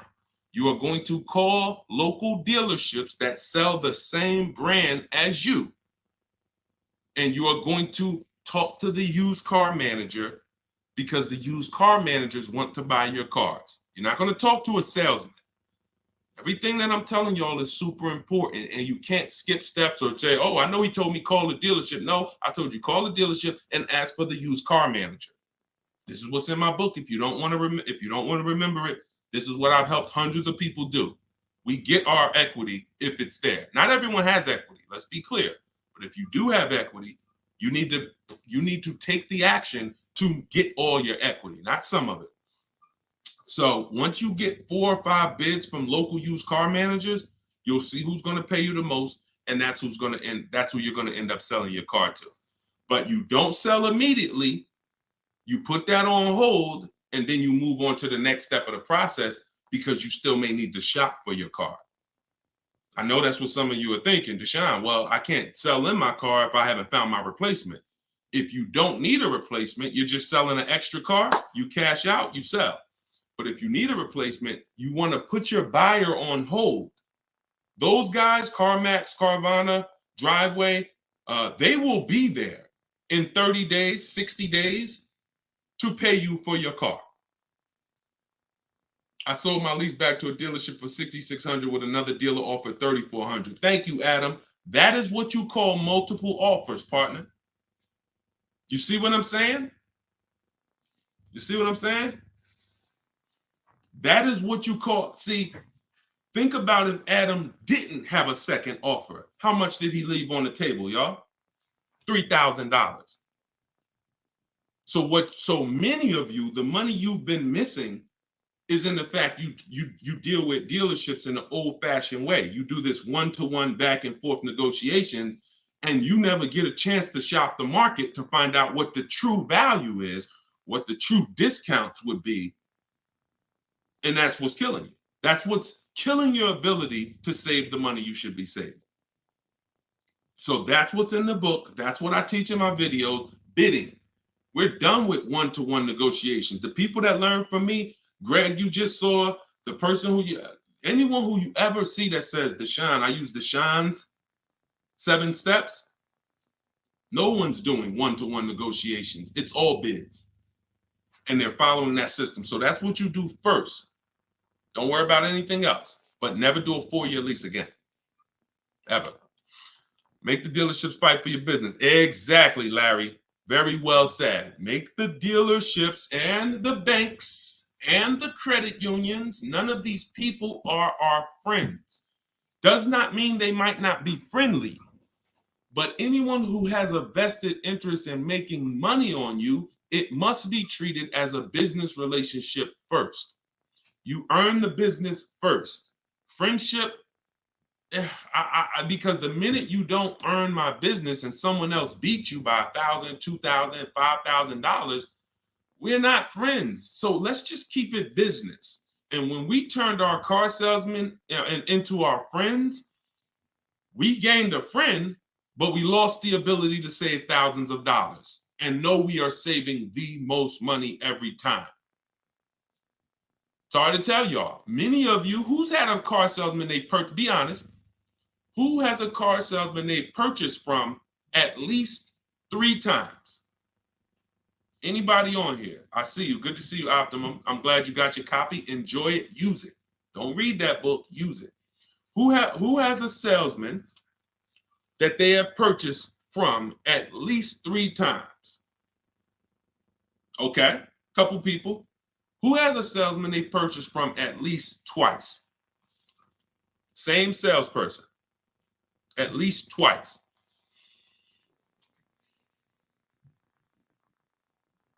Okay, a couple people. So what you're going to see is that relationship's going to change if you use what I teach. When you step into the bidding system, you saw anybody who's used the bidding system, even if they haven't used it, even if they didn't do it my way, we're going very wide. Even if they're getting a couple bids, couple offers, you saw Adam got another offer, he saved $3,000. The relationship's going to change because what you're going to see from the salesperson who wants you to just keep coming to them, if they want to fight for your business, then the relationship won't change. If they want to say, listen, whatever you get, give me an opportunity to beat it, match it, whatever, or hey, here's my offer, that's different. But if they're not willing to, when you see that some of these dealerships are going to blow their offer away, that's going to have you open your eyes and say, Dad, wait, how'd you let these other guys, I've been dealing with you for 10 years. How'd this other dealership beat your offer by $2,000? Now you'll start to count and say, dang, I wonder how much I overpaid by just continuing to buy from the same person without shopping them. So that's what we do. Shout out to the sharers, shout out to the people tagging, shout out to the people who helped this. Listen, and I'm telling y'all, some of you who've been following me, you know, I do stuff for the people that help me. That's what I'm big on. Like I'm always come and get the information. But those of you who actually share, who tell your friends, who text this broadcast out to people, trust me when I tell you, we're going to find a way to do it. I don't know what I'm going to do for y'all, but I'm going to figure out a way to reward the sharers because, you know, and inbox me if y'all have any ideas. I'm totally open to it because the people who share the broadcast are probably, you know, it's just a different level of, you know, I want to see this information get out there. So good to see you. Gigaworks got the copy. Enjoy it. Enjoy it. Do we need the book if we already purchased the no, Katie, no. Katie's in. I have so everything that I do, I have multiple versions of it. So would y'all see my social media videos? All that is all the 7 steps, but they're just broken down and they're all mixed up. You can't really, there's no continual step-by-step path. In the book is a written step-by-step path, but I also have a video library that has a step-by-step path. Same thing from the book. And then, you know, Katie, you're in the video library. You don't need to get the book. No, you don't need. It's just redundant. Yeah, it'll come optimum. And if some reason, sometimes people put in a letter in the email is a little different. Check your spam. But we deliver these books throughout the day, pretty much. Well, every day. So just check your inbox and make sure it's there in the next 10 minutes. If not, DM me. We'll check the email. We'll make sure it's right. We'll get you your copy. All right, twice. And when I got, okay, so Good Time said twice. And when I got in for oil change, they don't give you the time of day. You know that? See, she said, so I bought from the same person twice. And when I came in, you come in for your oil change, it's like they don't know you. That's why let's get rid of the relationships. There's no relationship. The reason why, if you ever had that happen, I'm not laughing at you. I'm just laughing at the situation. She said, I bought, you know, 2 cars from the same person. And then when I came in for the oil change, it was like they barely remembered me. That's a clue. It's a business relationship to them. It's not a friendship. We're not hanging out. We're not coming to the barbecues. Our kids are not hanging out with each other. It's a business relationship. And and when I'm trying to earn your business, I'm all for, hey, I'm your friend. I want to know about your family, your hobbies. What do you do after that? Hey, it's on to the next person.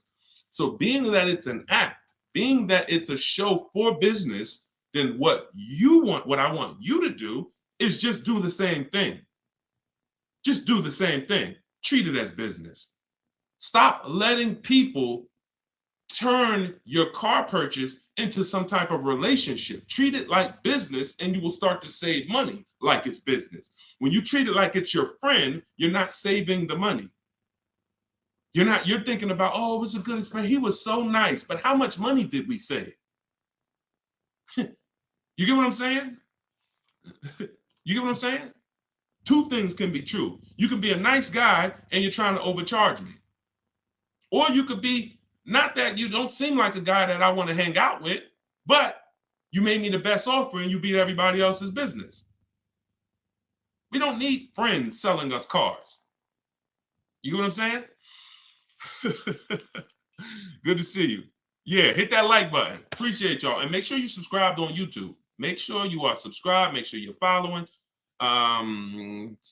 He did. Second time he ripped me off. Sorry to hear that. All right, so let's keep the questions coming. Let's keep the questions coming. I'm trying to see which question we're going to go with because we're getting them from all the platforms. Deshone, how do I get past this situation? The car I was buying, the owner died. No title, no plates. Okay, you were going to purchase a car from a private party, I'm assuming. The owner passed away, no title. Okay, if there's a loan on the car, the bank's going to figure it out, I would think, because somebody owes the bank money. If the car is paid off, then it may not be that hard. The car may end up in, will it go to probate? I mean, if it's an asset that the person owned and they passed away, then I guess it would go to probate. But it's really going to come down to if they really own the car. Some people out here with no title, they don't really legally own the car. it's in their possession, but they don't legally own it. If they legally own it, then you're probably going to have to wait for, but still, unless you have something in writing, there's no proof that they were going to sell it to you. So what they may want to do is sell it on the open market. It's going to be a little tough. Unless you can stay close to a family member or somebody who's going to be involved and say, hey, I was just about to buy this car, because they probably don't want to be bothered with the car, honestly. They probably don't want to be bothered. So if you can stay close and let them work out the legality and the paperwork, maybe you can still end up with it. But yeah, that's all I got. In-house finance. I don't know. In-house finance. How are you going to buy a car? Then who is the owner? Okay, I think because you're not. This wasn't from a dealership. If it was an owner who passed away, then it was a private owner, right? Somebody you either knew or you found on Facebook Marketplace. Yeah, let me know. You should open up your own dealership. I would. How would listen, Michelle? Let me tell you this. The reason why I would never do that, because what I teach is a bidding system. It's not a relationship system. You want me to open up a dealership because you kind of like the way I do things. You kind of seem like, oh, this guy would be honest if he ran a dealership. Doesn't mean I can win the bid all the time. Nobody can win the bid all the time because they're going to be out of business. You can't win the bid all the time. So what you want to do is I would never, even if I had 1,000 used cars, it doesn't mean that those 1,000 cars are priced less. If I got a 2018 Honda Accord, it doesn't mean that there's not a 2018 Honda Accord out there that's less than mine. So because I'm going to teach you how to get bids, I would never go into the dealership business because relationships are over. Get out of wanting relationships. Please get out of one. Like, I'm an advisor. We're building education. So you could have a relationship with me from an educational standpoint. I don't have a car to sell you.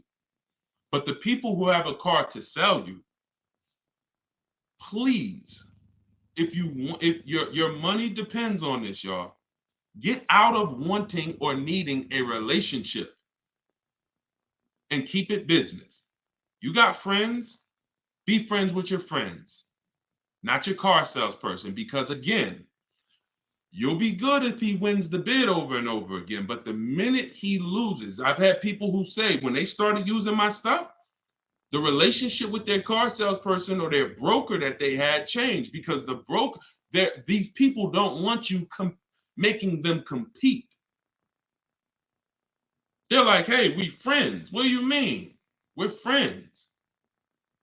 But you're not shopping all these offers for me like I'm going to do, like Deshone's teaching me to do. You're not teaching me how to see the whole used car market, like one big marketplace, how to look at all these websites, all these used car marketplaces and pick my car and narrow it down and pick the best one and the best value and know what the price of the car was. You're not teaching me all of that. You're just saying, hey, I got it. Let me handle it.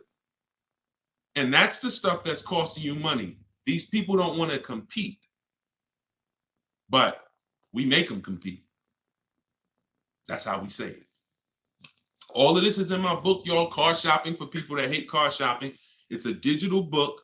You can download it immediately. I'll tell you in a minute why it had to be a digital book. It could not be a print book. One of the biggest reasons is I can't update it quick. If all of y'all was buying a print book from me and you're like, Deshone, this is great. Now Vroom goes out of business in January. Now what the heck am I going to do? That's one of the things I got in the book is when we sell our car, we're selling our car. One of the people we get bids from is Vroom. Now Vroom's out of business. I got a million books in print. What am I going to do? What does that mean for you? That you just paid, you got your book, you're using it, you go to Vroom, it says we're no longer in business. So one of the reasons is I could update on the fly. If Vroom went out of business, I went into the file, team updated it, book got updated. Everybody who had the book, when they opened the new file, there was no Vroom there. So that is what it's about. Get your copy in my TikTok bio.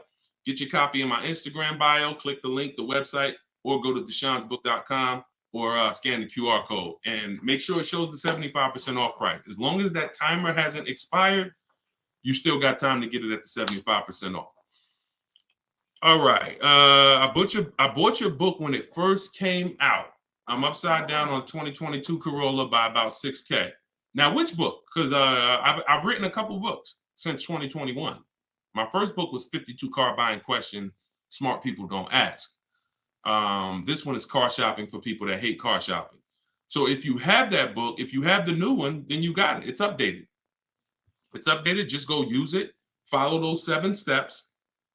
Don't skip the steps. And the end result is guaranteed. Thousands of people have already saved money. Thousands gotten their best deal using the book. But I need to make sure which one you have. I like to get a Tesla. What should I do to get the new one? So the thing about Tesla, y'all, thank you. I appreciate it, Henry. The thing about Tesla, who's anybody interested in a Tesla? Type T. New one, a brand new one, not a used one. Anybody interested in, anybody in the market for a brand new Tesla?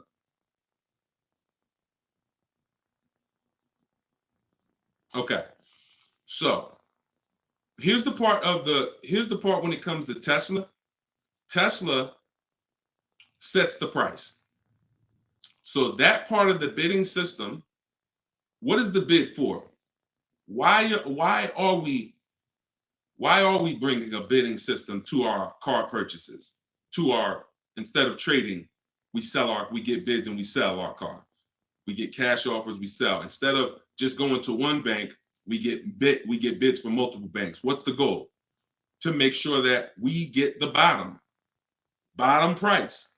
Make sure there's not a company out there that would have sold us the product for less. Make sure there's not a company out there that would have paid more for our car. Tesla sets their price. So that part of the bid is irrelevant.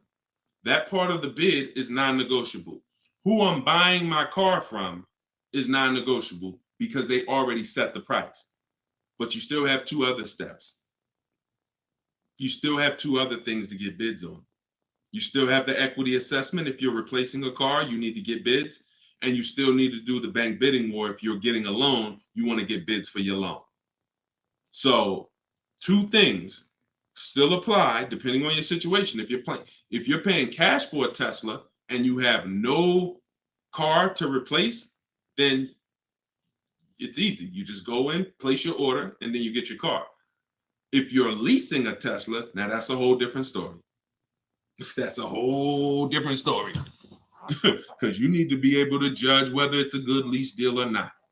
Many people out here, and you're in leases that are way over 1.5%. You're paying way too much money for these leases. I get 50% off MSRP on Tesla cars. I work for Tesla. So you're telling me an $80,000 car, you're buying it for $40,000. Okay. I'm on from Michigan, turning my lease in this week. Need advice? Well, follow the steps. If you missed the first part of the broadcast where we were talking to a young lady who has a lease that's expiring next year, and I broke down, you can see in my description that I have 7 steps that we go through to make sure we get all the money in our car deal. We save all the money we're supposed to save. And step 1 is to determine whether you're buying or leasing. Step 2 is your equity assessment. We went over that. And that's when we're going to, before you, because you're about to return that lease. It sounds like by the way you're talking, you already have it set up to return that lease. But if you haven't analyzed the equity in that lease to make sure that there is no equity that you can cash out, then you are losing. You are absolutely losing. So what I would tell you is rewind the broadcast. If you catch it on Facebook, if you catch it on Instagram, if you catch it on YouTube, rather, you should be able to rewind the broadcast and catch that equity assessment, or you could just download my book right now for 75% off, and you'll have it right there step by step. Because if you have returned a lease over the course of your life and you did not do an equity assessment, there's no telling how much you gave back. Maybe you didn't give, but I'm gonna tell y'all who really gave back money. Anybody who returned a lease in 2020, 2021, 2022. Those 3 years where cars were worth $7,000 to $12,000 more resale value, if you just returned your lease, then the money you lost should be so painful you never skip a step in the process that I'm trying to teach you again. Because I'm telling you flat out, we had people putting $7,000, $10,000, $12,000 in their pocket. Some of you may have. If you cashed out during that 3-year run with high resale values, type a $, because I can tell you, me myself personally, I sold my lease for $8,900 at the end of it. I helped my mother sell her lease. At the end of it, she got $10,200 after she drove it for 3 years. And me personally, helped thousands of people, talked to hundreds on my pages who personally said, D, you helped me make $7,000. D, I sold 2 leases and I made $12,000. So if that's you, okay, we got a couple people who you've cashed out. So you cannot ever again drop off a lease at a dealership without assessing the equity. That's always the first thing you do. Forget about the car you want. Forget about the car you want. We'll get to that step later. Equity assessment first. I lost out big. Infinity got me. Yes, I'm sorry to tell you. You don't know how much it was. We can't guarantee you had equity. But over a 3-year period, almost every car had equity in it. Almost every car had equity in it at the end of the lease. Karita said, actually, in the next 2 weeks, I was going to buy, but since I travel with work, I decided to lease for the next 3 years. So, Karita, the only decision, listen, y'all, who wants to know beyond a shadow of a doubt every time whether they should buy or lease a car? The reasons that I hear are not good reasons. What do I mean by that? That's not a good reason to lease a car. Now, that doesn't mean you shouldn't lease. You said, since I travel for work, I decided to lease. Here's when you decide to lease. I'm not keeping the car 8 years. In my book, I talk about something I created called the 8-year rule. The 8-year rule says if you're not buying a car long and keeping it 8 years, then you should be leasing. But you need to get a great lease deal. That's not just that don't mean just walk into a dealership and say, yeah, lease me the car. No, it's not that simple. But the foundation of it is based on depreciation. The car you purchase, not lease, the car you purchase is going down in value like this, daily. If your car is going down in value, if you sell during this period, you lost. Now, after about 7 years, you're going to see that it cools off, which means your car outside is worth $9,000. A year later, it's worth $8,500. It's not losing that much value. A year later, it's worth $8,000. You're on the low scale of the depreciation curve. But that takes time to get to. Those first couple years, you're losing value like crazy. Now, if you buy used, you're not losing as much value, but you are still paying more than someone who got a great lease deal. And not only are you paying more than someone with a great lease deal, you're driving an old car, they're driving a brand new car. So no matter what the guideline is, I want you to ask yourself this question. And everybody, when I ask you this, I want you to type what your answer is. How many years are you keeping your next car? Your next car. See, this is step 1 in the book. I laid out the 7 steps for y'all. And when you use this, you're going to see, I see why Deshone had me do this. This is where the real money is. Step one, get the book, 75% off. Go to my TikTok bio, click the picture of me, click the picture of me on Instagram, click the website, and get your book for 75% off so that you can have this resource and this knowledge in your daggone holster for every single car you and your family need. 75% off. Or you can scan the QR code, go to deshonsbook.com. Okay, so if the answer what I just asked you and what you just answered is what I call the most important question. The most important question. And we're still, I can see some of the questions. We're still, some of you are getting it. Some of you are like, okay, yeah, that's simple. It's called the 8-year rule for a reason. Most important question is, how many years are you keeping your next car? If it's 8 or more, you purchase. If it's less than 8, you lease. Nothing else matters. Only exception is if you're doing Turo or if you're renting your car out from a business standpoint. Other than that, everyone else, that is the rule. It's called the 8-year rule, not the 8-year option.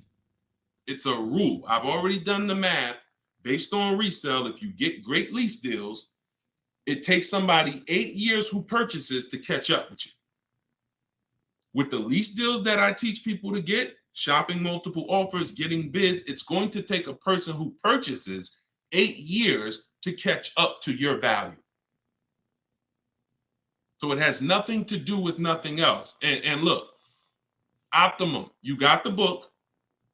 You're outthinking yourself. You're not outthinking me.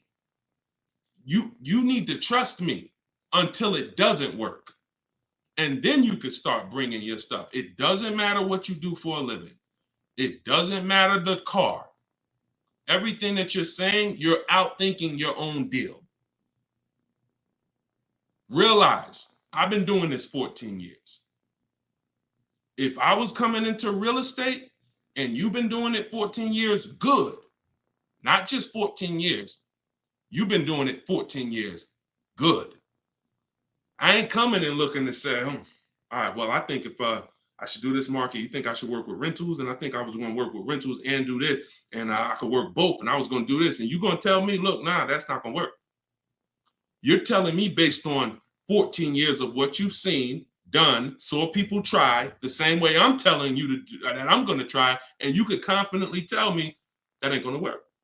Here's why it's not going to work. So the simplest thing is to just say 8-year rule.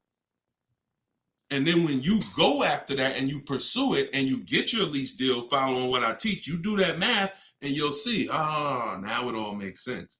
Look at what I'm paying. Look at what I'm driving. I could have never gotten this if I would have went over here and purchased. Look at this young lady right here. Look at Danielle. She got an Audi lease. I'm putting up on the screen. Y'all can't see it on TikTok, but on YouTube and Instagram and Facebook, y'all can see it. Look at Danielle leased a Audi A3, $44,000 car. Do y'all know how much that car would be if she purchased it? No money down. No money down. $44,000. How much is every $5,000 on a car? Every $5,000 on a car is how much per month, people? I know we got some people on here who've seen that. You got to know it. How much is every $5,000 on a car is how much per month? Yep. Thank you, Chandra. $100 per month. Good job. So that's on a 5-year loan. Where's my phone? Why is my phone ringing? Okay. I'm like getting like a vibration on my seat, but I don't have my phone. Okay. So when you look at what Danielle's paying, based on the fact every $5,000 would be $100 a month, that car would be $900 a month. That's why you're getting stuck in high car payments. That is why you're getting stuck in high car payments. This same car that she I didn't tell you what she's paying yet. If you see it on the screen, you can see it because she posted it in our Facebook group. That same car would have cost her or you $900 per month to buy that Audi A3. She's paying $550. What's better, y'all? 900 or 550? What's better, y'all? 900 or 550? Do we even need to ask? So Danielle doesn't need any convincing that the lease was an incredible value. Now, let me give you a different scenario. Let's say she had purchased that car. Let's say she purchased it. Let's say she's a long-term person. She's going to keep that thing until the wheels fall off. 10 years, no problem. Pay your car payment, pay off the car, get to the point where the depreciation has slowed down, and then sell it whenever you want to. But you can't do that in 5 years. You can't do that. You can't put all that money into the car compared to someone who's leasing. You get what I'm saying? It's always a comparison. Always a comparison between purchasing and leasing, because someone who's leasing is out here who knows how to get great lease deals. I ain't talking about just walking in, signing a lease. If you don't, hold on, let me know if y'all can hear me. TikTok might have went out. Sometimes I get the audio goes out. So that is what oh, somebody said, does the 8-year rule apply to high mileage drivers? Great question. Great question. If you're a high mileage driver type HM, Tony said he drives 20,000 miles per year or more. So let me put my book banner back up. So in case y'all, for everybody who just jumped on, you can get my book at 75% off. Just scan that QR code. Yes, it does. This is a great question. So high mileage drivers are losing more than a lot of people. If you drive more than 20,000 miles per year and you don't keep your cars 8 years. See, let me tell you how the 8-year rule applies. A lot of people think I'm partial to leasing. I'm not. I am as 50-50 as it could get, because it depends on how long you're keeping the next car. If you see a car and you love it and you're like, man, I'm keeping it, that's going to be my car till whatever, you purchase that car, because you're going to win in the long term. But I have to be very, very strong in how much I tell you that those of you who are not keeping your cars 8 years have lost money, thousands, every single car, by purchasing them. Every time you buy, you resell, you trade in 3 years, 5 years, 6 years, you are losing thousands of dollars. You're paying all this money for cars that's not coming back to you. And a person who leases is never putting that much into the car. Somebody like Danielle, she's only giving them $550 a month for a $45,000 car. In 3 years, she's going to go and she's going to do something else. So what you get for your money, the value on a great lease, can't be measured. It's incredible. But let's stick to the high mileage drivers now. So high mileage drivers, if you're a short-term person, you're answering that you're not keeping the car 8 years. If you are, that's okay. Buy a Honda, buy something that you know is going to last. Do your research. I have this step in my book that I teach where we Google to make sure, we use Google to check the longevity records to make sure a car is going to go 200,000 miles, 300,000 miles. And as long as you got a car that is going to go that long, you just drive it. Just drive it. So if the 8-year rule is always the first question. That's always step one. It doesn't matter how much you drive. You could drive 40,000 miles a year. 8 years, that's 320,000 miles. Find you a car. If you use my strategies, I'll help you find a car that's going to have that type of life cycle. And then you just put the mileage on it and you just keep driving that thing. There are people out here who do that.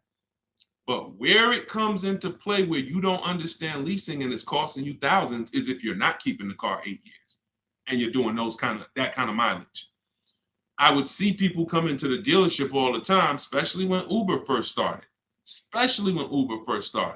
You would see people come in and they had 250,000 miles on like their Honda.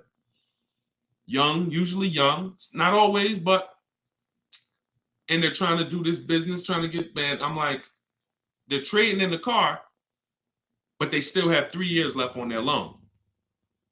And I'm like, man, you realize your car is like 250,000 miles, your car ain't really worth much. Even though it's not that old, the mileage has just killed the value. And they've gotten these long loans. Now, first person I saw with a high mileage lease is when I worked for Hyundai. I worked for Hyundai for 6 weeks. The owner ended up going to jail.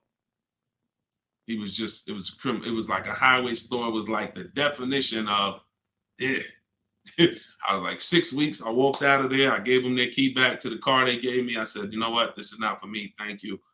But I did have a chance to see a guy who, I was a manager there. I took a management position. It was fun for 6 weeks, but then it got real like sleazy. So he came in. He had 75,000 miles on his Hyundai Sonata, and he was returning it as a lease. And I said, you leased this? He said, yeah, I've been leasing. He said, I'm in sales. I'm always on the road. He might have said I used to buy, because I would think most people who started out doing this probably found out the hard way that buying their cars was costing them money. And he said, look, I started leasing. What I do is I get a 25,000 mile a year lease. And then every 3 years, I bring it back and I just get a new one. And I'm like, that's amazing. Because I'm like, that's $150, $200 more per month. It's not $600 more a month. It's not $1,000 more a month. To go from a standard 12,000 mile a year lease to 25 or 20 or 30, it doesn't cost more than you're losing when you buy. When you buy your car and you do your 20,000 miles a year, think about this. I'm still talking to you high mileage drivers, but this is not, I'm not just talking to high mileage drivers. I'm talking about the 8-year rule. I'm talking about leasing versus buying. That's what I'm talking. We're talking about the foundation. So high mileage, somebody asked, does the 8-year rule apply to high mileage drivers? I'm answering that question. When you buy and you put 20,000 miles a year on your car is losing thousands of dollars in value, whether you drive it or not. If you don't drive your car and you go out a year later, it's worth thousands less, isn't it? Right? Agree? You don't drive your car, you park it outside, you go outside a year later, it's worth thousands less than it was worth, right? Put the average driver on there. You drive 12,000 miles a year. You go out, it's worth even less than the person who didn't drive it 1 mile. Now let's take the high mileage driver. You put 20,000 miles a year or 25,000. That car is becoming worthless year by year. You're just killing the value. So that extra $150, $200 you would pay on top of a phenomenal lease offer is going to be the best peace of mind you got. You ain't got to worry about resale. You ain't got to worry about what am I going to get when I go and trade this thing in, or when I try to sell it and replace it. Am I going to have negative equity, a ton of, and I know you high mileage drive. I know everybody on here because I've been in this situation for so many years and I've dealt with all the different, all of you tend to have the same questions. There's only about 20 different questions that all of you could have. That's why you benefit from listening to the broadcast, because somebody will ask the same question and you like, Dad, that's the same situation I'm in, right? Because there's not 200 different questions in the car purchase. There's about 20 different types of people, situations, and those are the questions. Those are the questions. So all we do is answer those same questions for different types of people. That's what's in my book, all there. But in my book, I have 2 strategies for short-term high mileage drivers. You could get my book by clicking the TikTok bio. As long as that timer didn't expire, you could get it for 75% off. Click my Instagram bio, Get your copy immediately. It's a digital book, Car Shopping for People That Hate Car Shopping. It breaks down my 7 steps, step by step. You can scan the QR code or go to deshonsbook.com. So 2 strategies for high mileage drivers. You can either do a high mileage lease, 1 car, or if short-term high mileage drivers, I want to preface that. Or you can do 2 cars, a strategy I call 2 cars, 1 payment. So with a high mileage lease, you typically think about the salesperson that I just said, right? He comes back, he has 75,000 miles on the car. That's not typically a car he's, going out to dinner with, it's my work car. It's my work car. Some of you, that's fine. And some of you are like, Deshone, I want a nice car. I want a car that I could actually have. Some people say, Deshone, I want my work car and then I want to get me a luxury car. But I don't want to put 25, 30,000 miles a year on a luxury car. So they use the 2 cars, 1 payment strategy. And what that is we buy our first car, or if you have a car already, you don't replace it, you pay that car off, and now that's going to become your mileage car. So let's just say you're putting 30,000 miles a year, 25,000 miles a year on a car, you now pay it off, it has 120,000 miles on it. Now what you do is you go lease your new car, and now you have a brand new car that is your nice car. Still got 1 car payment because the other car is paid off. Now what you're doing is you're putting 12,000 miles a year on your car you leased, or 15, whatever you want to structure it, 10. You can structure that mileage on that lease any way you want based on how much you're driving overall. And then the mileage car, you put the other 12,000, 15,000 a year on. So the mileage on the mileage car is going to slow down because you're splitting the mileage now. And then you don't need to get a high mileage lease because you're splitting the mileage between 2 cars. So you got your mileage car and you got your nice new lease. And what you do is you stick with that strategy until the mileage car dies. One day the mileage car is going to die. And once the mileage car dies, you go and you buy another car and you start the process over. You go buy another car and you pay that off in 4, 5, 6 years, and then you do the same thing. But this is how you can be a high mileage driver, 30,000 mile a year person, and not be killing cars, have a nice car, or a high mileage lease in a case where both of those strategies save you probably $8, $10, $12, $15,000 over what you're currently doing with this buying cars, trading it in. Every time you trade in the car, you got 20 grand of negative, you got 15 grand of negative equity. High mileage drivers, your negative equity positions are some of the worst we're ever going to see because you're depreciating your cars. And the only way that you avoid those penalties is to do something even more foolish, financially foolish, which is to give them a huge down payment.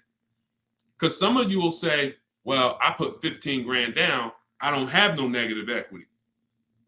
But where's your 15? You know what I'm saying? Where's that 15 at though? You ain't getting that back. That money's gone. So you done threw more money at the car that ain't coming back to you. You know what I'm saying? Okay, I just leased a 2024 Chevy Silverado, MSRP 55K, 36-month term, 10K, nothing down, $400 a month. I think it was a good deal, under 1%. That's a steal. We call under 1% a steal. Hold on. Anytime you get a lease, we go by 12,000 miles a year. 10 is okay too, but everything we do, when you use my book, you're going to see when you it's in my videos too. Listen, y'all, I'm not the person who says, get my book, everything, because I'm holding back from my videos. We've been blessed. Our following has grown tremendously over the last, I came to social media really May 2021. So to be about 3 years, we're about 2 million people over all the platforms. I think we're over 2 million now. So that doesn't come from holding back. The reason for the book is some of you want it all in one spot. You can be on here now and see that Deshone has strategies for all different types of people because there's all different types of people on here with me right now. You might be a regular lease person, But on here with you is a person who purchases. On here with you is a high mileage. You see a bunch of high mileage drivers. So when all of you are going through the social media videos, you're going to see, oh, he talking about high mileage here. Oh, he talking about leasing here. Oh, he talking about paying cash here. So deciphering through all of those videos, for the people who don't want to do that, get the book. It's all there in one spot. You got it for life, and it's step by step, and you can use it. It's based on your situation. So if you're not leasing, you're not reading anything about leasing. If you're not purchasing, then you get what I'm saying? So that's what we do. That's why the book has been great for people who don't want to just cycle through all my videos. But I don't hold back in video. No way. So get your copy in my TikTok bio, or get your copy in my Instagram bio. Click the website. As long as that timer didn't go to 0 yet, you still could get 75% off. Go to deshonsbook.com or scan the QR code. All right, I was actually thinking about that way. Hold on. Okay, I missed that. Why do we care about all of the fees if we lease? We don't care about the fees, Stephanie, on a lease. It's different when you're shopping for a lease, because what we do when we shop for a lease, we only care about two things. Very important. Monthly payment, MSRP. Monthly payment, MSRP. And as we get bids and offers, we always get at least 5 offers. I have a strategy in the book called the 25 to 5. You're going to connect with 25 dealers online. That's going to get you 5 to 7 offers. Those offers are going to be dramatically different. Those offers are going to be about $3,000 to $5,000 minimum apart. So you're going to see some offers for $450, and the highest offer might be $625. Same car. That's when you know you've shopped correctly. But the only two things we care about is MSRP, monthly payment. So as we're getting our bids, we always ask the dealer, and I have this all in templates, all in emails. You copy and paste my templates, or you could do it your way. As long as you do it, you'll be fine. You can, you're always getting your quotes, 12,000 miles per year, first month's payment, total out of pocket. You don't want to use the words money down. Remember this. If you're not getting the book, remember this. If you got the book, you don't need to remember this because it's in the book. You don't want to use the words money down, because money down always implies plus, plus, plus, plus. Down payment plus tax plus fees. We want to use the term total out of pocket. Total out of pocket is hard to misconstrue. So when we're requesting our quotes, we're always using first month's payment, total out of pocket. We're doing it for 12,000 miles per year. And then once we start looking at those offers, we're looking at least 5 of them, because you're not going to save the money unless you get at least 5. You're not going to save the money with 3. You're not going to see all the money with 5. This young lady right here, she saved $20,000 off of her Maserati. I'll show you right here. You can't see it on TikTok, but y'all just gotta get on YouTube. Subscribe on YouTube, because I can't do everything on TikTok that I could do on these other platforms. But you see Kimberly right here. This was her quote. She posted it to our private Facebook group we have for the people that I work with personally. Look, $86,000 MSRP for a Maserati, $86,961. Look at the total savings. The selling price was $66,261. Total savings $20,700. We don't assume savings. You can't assume $3,000 off is a good deal. $1,000 off is a good deal. We don't know what the bottom is until we look at all the bids. The bottom is all the bids is going to tell us what the lowest offer is for this car we're shopping for. And it's different for every car. The lowest offer for a Jeep Grand Cherokee is different than the lowest offer for a BMW X5. That's different than the lowest offer for a Maserati Ghibli. They're all going to be different. So we must get the bids. Now, once you're getting your offers, you take the MSRP. You take the monthly payment, you divide that into the MSRP. And if you want to turn it into a percentage, you multiply it by 100. So I'll give you an example. Let's say a dealer quotes us $500 a month, and the MSRP on that vehicle is $45,600. and then we multiply that by 100, that's 1.09%. The percentage is what tells us the quality of the deal. If it's under 1%, we call that a steal. 1% or less, that's a steal. That's not a deal. That's not a deal. 1% lease deals don't come unless there's a great lease program and we got a huge discount. We're going to get a huge discount. That's not going to change. But the lease program on top of the huge discount is what puts us at 1% or lower. But a good deal is between 1% and 1.5. That's a good deal. 1% and 1.5. I just had to turn back on Do Not Disturb. So, do y'all see how we're much more intentional than you've been taught to be? Why are we saving this kind of money? I have 1,400 people in my private Facebook group. We've delivered probably 5,000 to 6,000 books. We've gotten, more testimonials, people writing me emails. I use this, I just used the book, here's my deal, people posting in our group. How are we saving this kind of money? How are we moving with the confidence of purchasing from home? Like, we're not even in dealers more than 30 minutes. How? We're much more intentional than you've been taught to be. You've been taught that, hey man, hey, look, I remember people used to come in the dealership, man, Deshone, man, I just was going to Home Depot and I thought, man, I just pop in here. They end up with a car. Because if you came in for a car, I realize you want a car. I'm not going to talk you out of a car. I'm not going to tell you this is unwise. I'm going to try to make the best offer that I can to you, and we're going to get it done.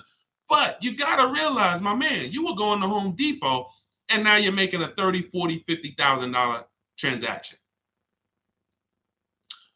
If you didn't run into somebody like me, bro, I feel sorry for you, man. Somebody could have taken your head off, because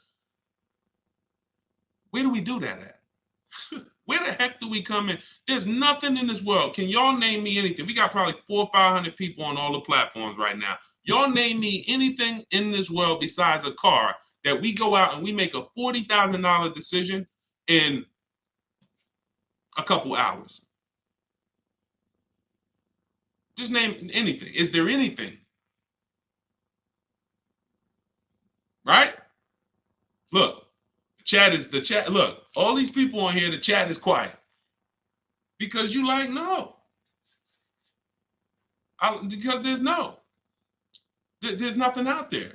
So the way we do it, when you start using the science, these 7 steps to get your best deals from home, you're going to find you're not in the car dealership more than 30 minutes and you're only there to pick up your car, or you're only there to test drive your car.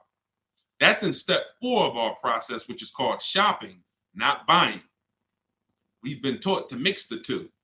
We've been taught that those two are the same. They're not. Shopping is deciding what you want, not buying it. That's why I call step 4 in our process shopping, not buying. So shopping, we decide what we want. We're out there test driving. When we're buying, we can't do this with a used car, because with a used car, we can't test drive it until after we found it online, verify that it's the best car, best value, most savings, no bogus fees. Now we go there, we test drive it, and we take it home. No one's going to ever waste our time. Using this process, you don't have to ever walk away. You follow what I'm telling you. Look, when people tell me, Deshone, if any dealer pull that crap, I'll just walk away. Listen, well, that sucks for you. Because when you walk away, all they do is talk about you. Well, listen, they still need a car. This car going to sell whether they want it or not. That's okay. You wasted your time. I don't want you wasting your time. I'm glad that you're not taking bad deals and you have enough fortitude to get up and walk away. But I'd rather you be in a position where you never were there. If I'm in a dealership, I want you to be, if I'm here for one of 3 things: to test drive my new car or lease to see if I like it.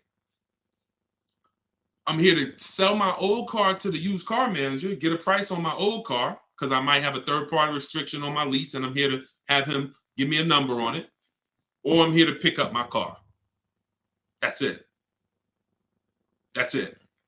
If it's a used car, I'm test driving it. I've already searched the whole market. I already know how this whole market is. I already know that this is the best car in the market. I'm here to test drive it, take it home if it's, and I'm test drive it and lock up the deal.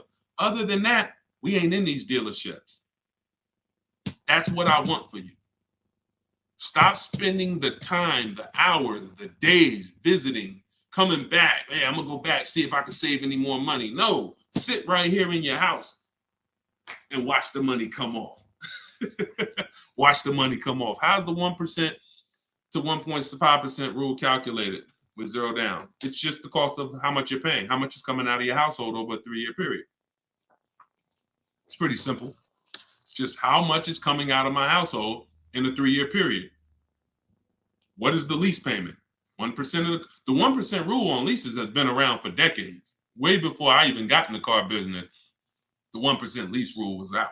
I just kind of made it official. And then I added the 1.5% rule to say, this is the point. Because I saw people, I start making these videos on leasing and people was like, yeah, I'm going to get a lease. They're going to walk right into a dealership. They're going to put them into a lease that is better than, because this is how good a lease is to a short-term buyer, to someone who's not keeping. Even a bad lease is better than a purchase. Let's go back to this young lady's deal here. Let's go to Taupe. Let's go to Taupe to accentuate to show y'all this. Taupe, $690 a month on her BMW. Taupe, she got a, where's her MSRP? $54,000. So let me show y'all how dealers could put you into somebody who's never leased or doesn't understand leasing, or some of you who's like, Deshone, you're right. I've been buying my cars. I've been, trading them in 3 years or 5 years, or as soon as I pay them off. And then I'm never happy with how much they give me because I'm just like, dang, that's all I get back after all these years. Some of you are going to be like, yes, leasing, that's the answer for me. You go into a car dealership, look at Taupe. Now, Taupe shops. She uses how she shopped her multiple offers. She saved $7,500 plus an additional $1,000 in discount, $7,500 for the electric car rebate. And so she gets $690 a month on a $54,000 car. Now, to purchase that same $54,000 car would be about $1,100 a month on a 5-year loan. Y'all know every $5,000 is $100 a month. To purchase it on a 6-year loan might be about $1,000 a month. So somebody could walk into this dealership and say, hey, I want a lease. And they show them a payment of $825. And then they show them the payment if they purchased it of $1,100. And they're going to be like, wow, I could save $300. I could save almost $300 a month by leasing. Let me go ahead and do that. They don't realize, though, that when you add up your payments, when you add up those payments, $800, $825 times 36 months, that's $29,700. That's more than even that. That might still be under 1.5. Hold on. Yeah. See, and that's how much. See, I took a payment that was $140 more than the deal Taupe got, and it still was a better value than purchasing. That's why it's up to 1.5. She got 1.26. But even the one, because I'm sitting here and I'm like, I added up all the payments, it came out to $29,500. Now, if you buy a BMW, $54,750 with a loan, taxes and fees, you're probably up, whatever. Once you take off the rebates and all that, the depreciation on that car is going. You don't want to pay half. That's the key. And what there comes a point in time with a lease, if you pay too much on your payment, it'll still be less than a purchase, but you're paying half of the car's value in 3 years, or even more than half. And there's tons of people, if you add up all your lease payments and you look at the MSRP, you're going to be like, dang, I paid more than half. And I'm giving this car back in 3 years. That also happens with 4-year leases. You're paying you're paying more than half of the car's value, and you're giving it back to the bank for them to sell and make more money. Yep, absolutely. I don't want to waste my time either. Yeah, time is just as important as money to me. So this is hold on, let me take this banner off and put the book banner back on. So if you are like Deshone, this is great, like a system for car buying. We don't wing it. Obviously, like I said a couple minutes ago, you can watch my free videos, you can siphon through them, and you can find the ones that are for your particular case and map them together. Or you can get your book, Car Shopping for People That Hate Car Shopping, download it immediately. It's 75% off. Just click the TikTok bio, click the Instagram bio, click that website, download your book. All of this is laid out in a very step-by-step way for you so that you don't have to ask questions. I want all of you writing me saying, look at this deal I just got. You can go to deshonesbook.com or scan the QR code. I'm not interested in you getting a car. That's only half of it. If you notice, and I want you to pay attention as y'all get smarter, those of you who are taking the action and saying, Deshone, I'm going to use this. I'm done winging it. It's too much money out here to be winging it. And I'm done spending hours in dealerships. Those of you who are committed to financial success and financial literacy, pay attention when your friends get cars. Pay attention when people you see on Facebook get cars, on social media get cars. They never talk about the price. They have no price confidence. It's sad. They have no price confidence. And if I know there's people who are like, Deshone, I will never send you my car deal because I'm too embarrassed.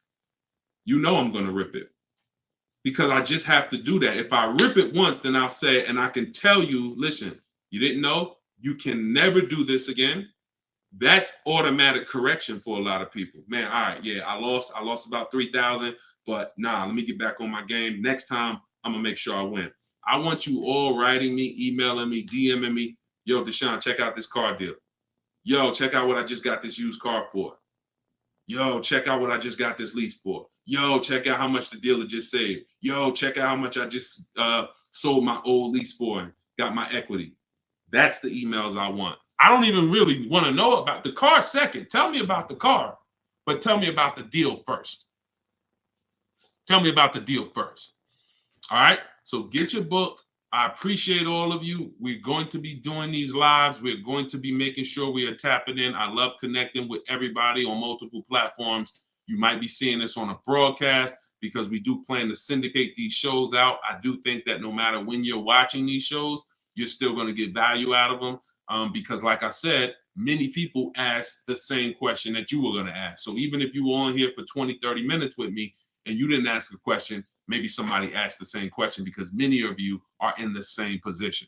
So grab your book, deshonesbook.com, scan the QR code, get your book for 75% off. Car Shopping for People That Hate Car Shopping, 7 Steps to Saving Time, Money, and Avoiding Dealerships. And get it in my TikTok bio, get it in my Instagram bio, use it, and make sure you tell me your success stories. All right? I'll see you all on the next broadcast. Have a great day.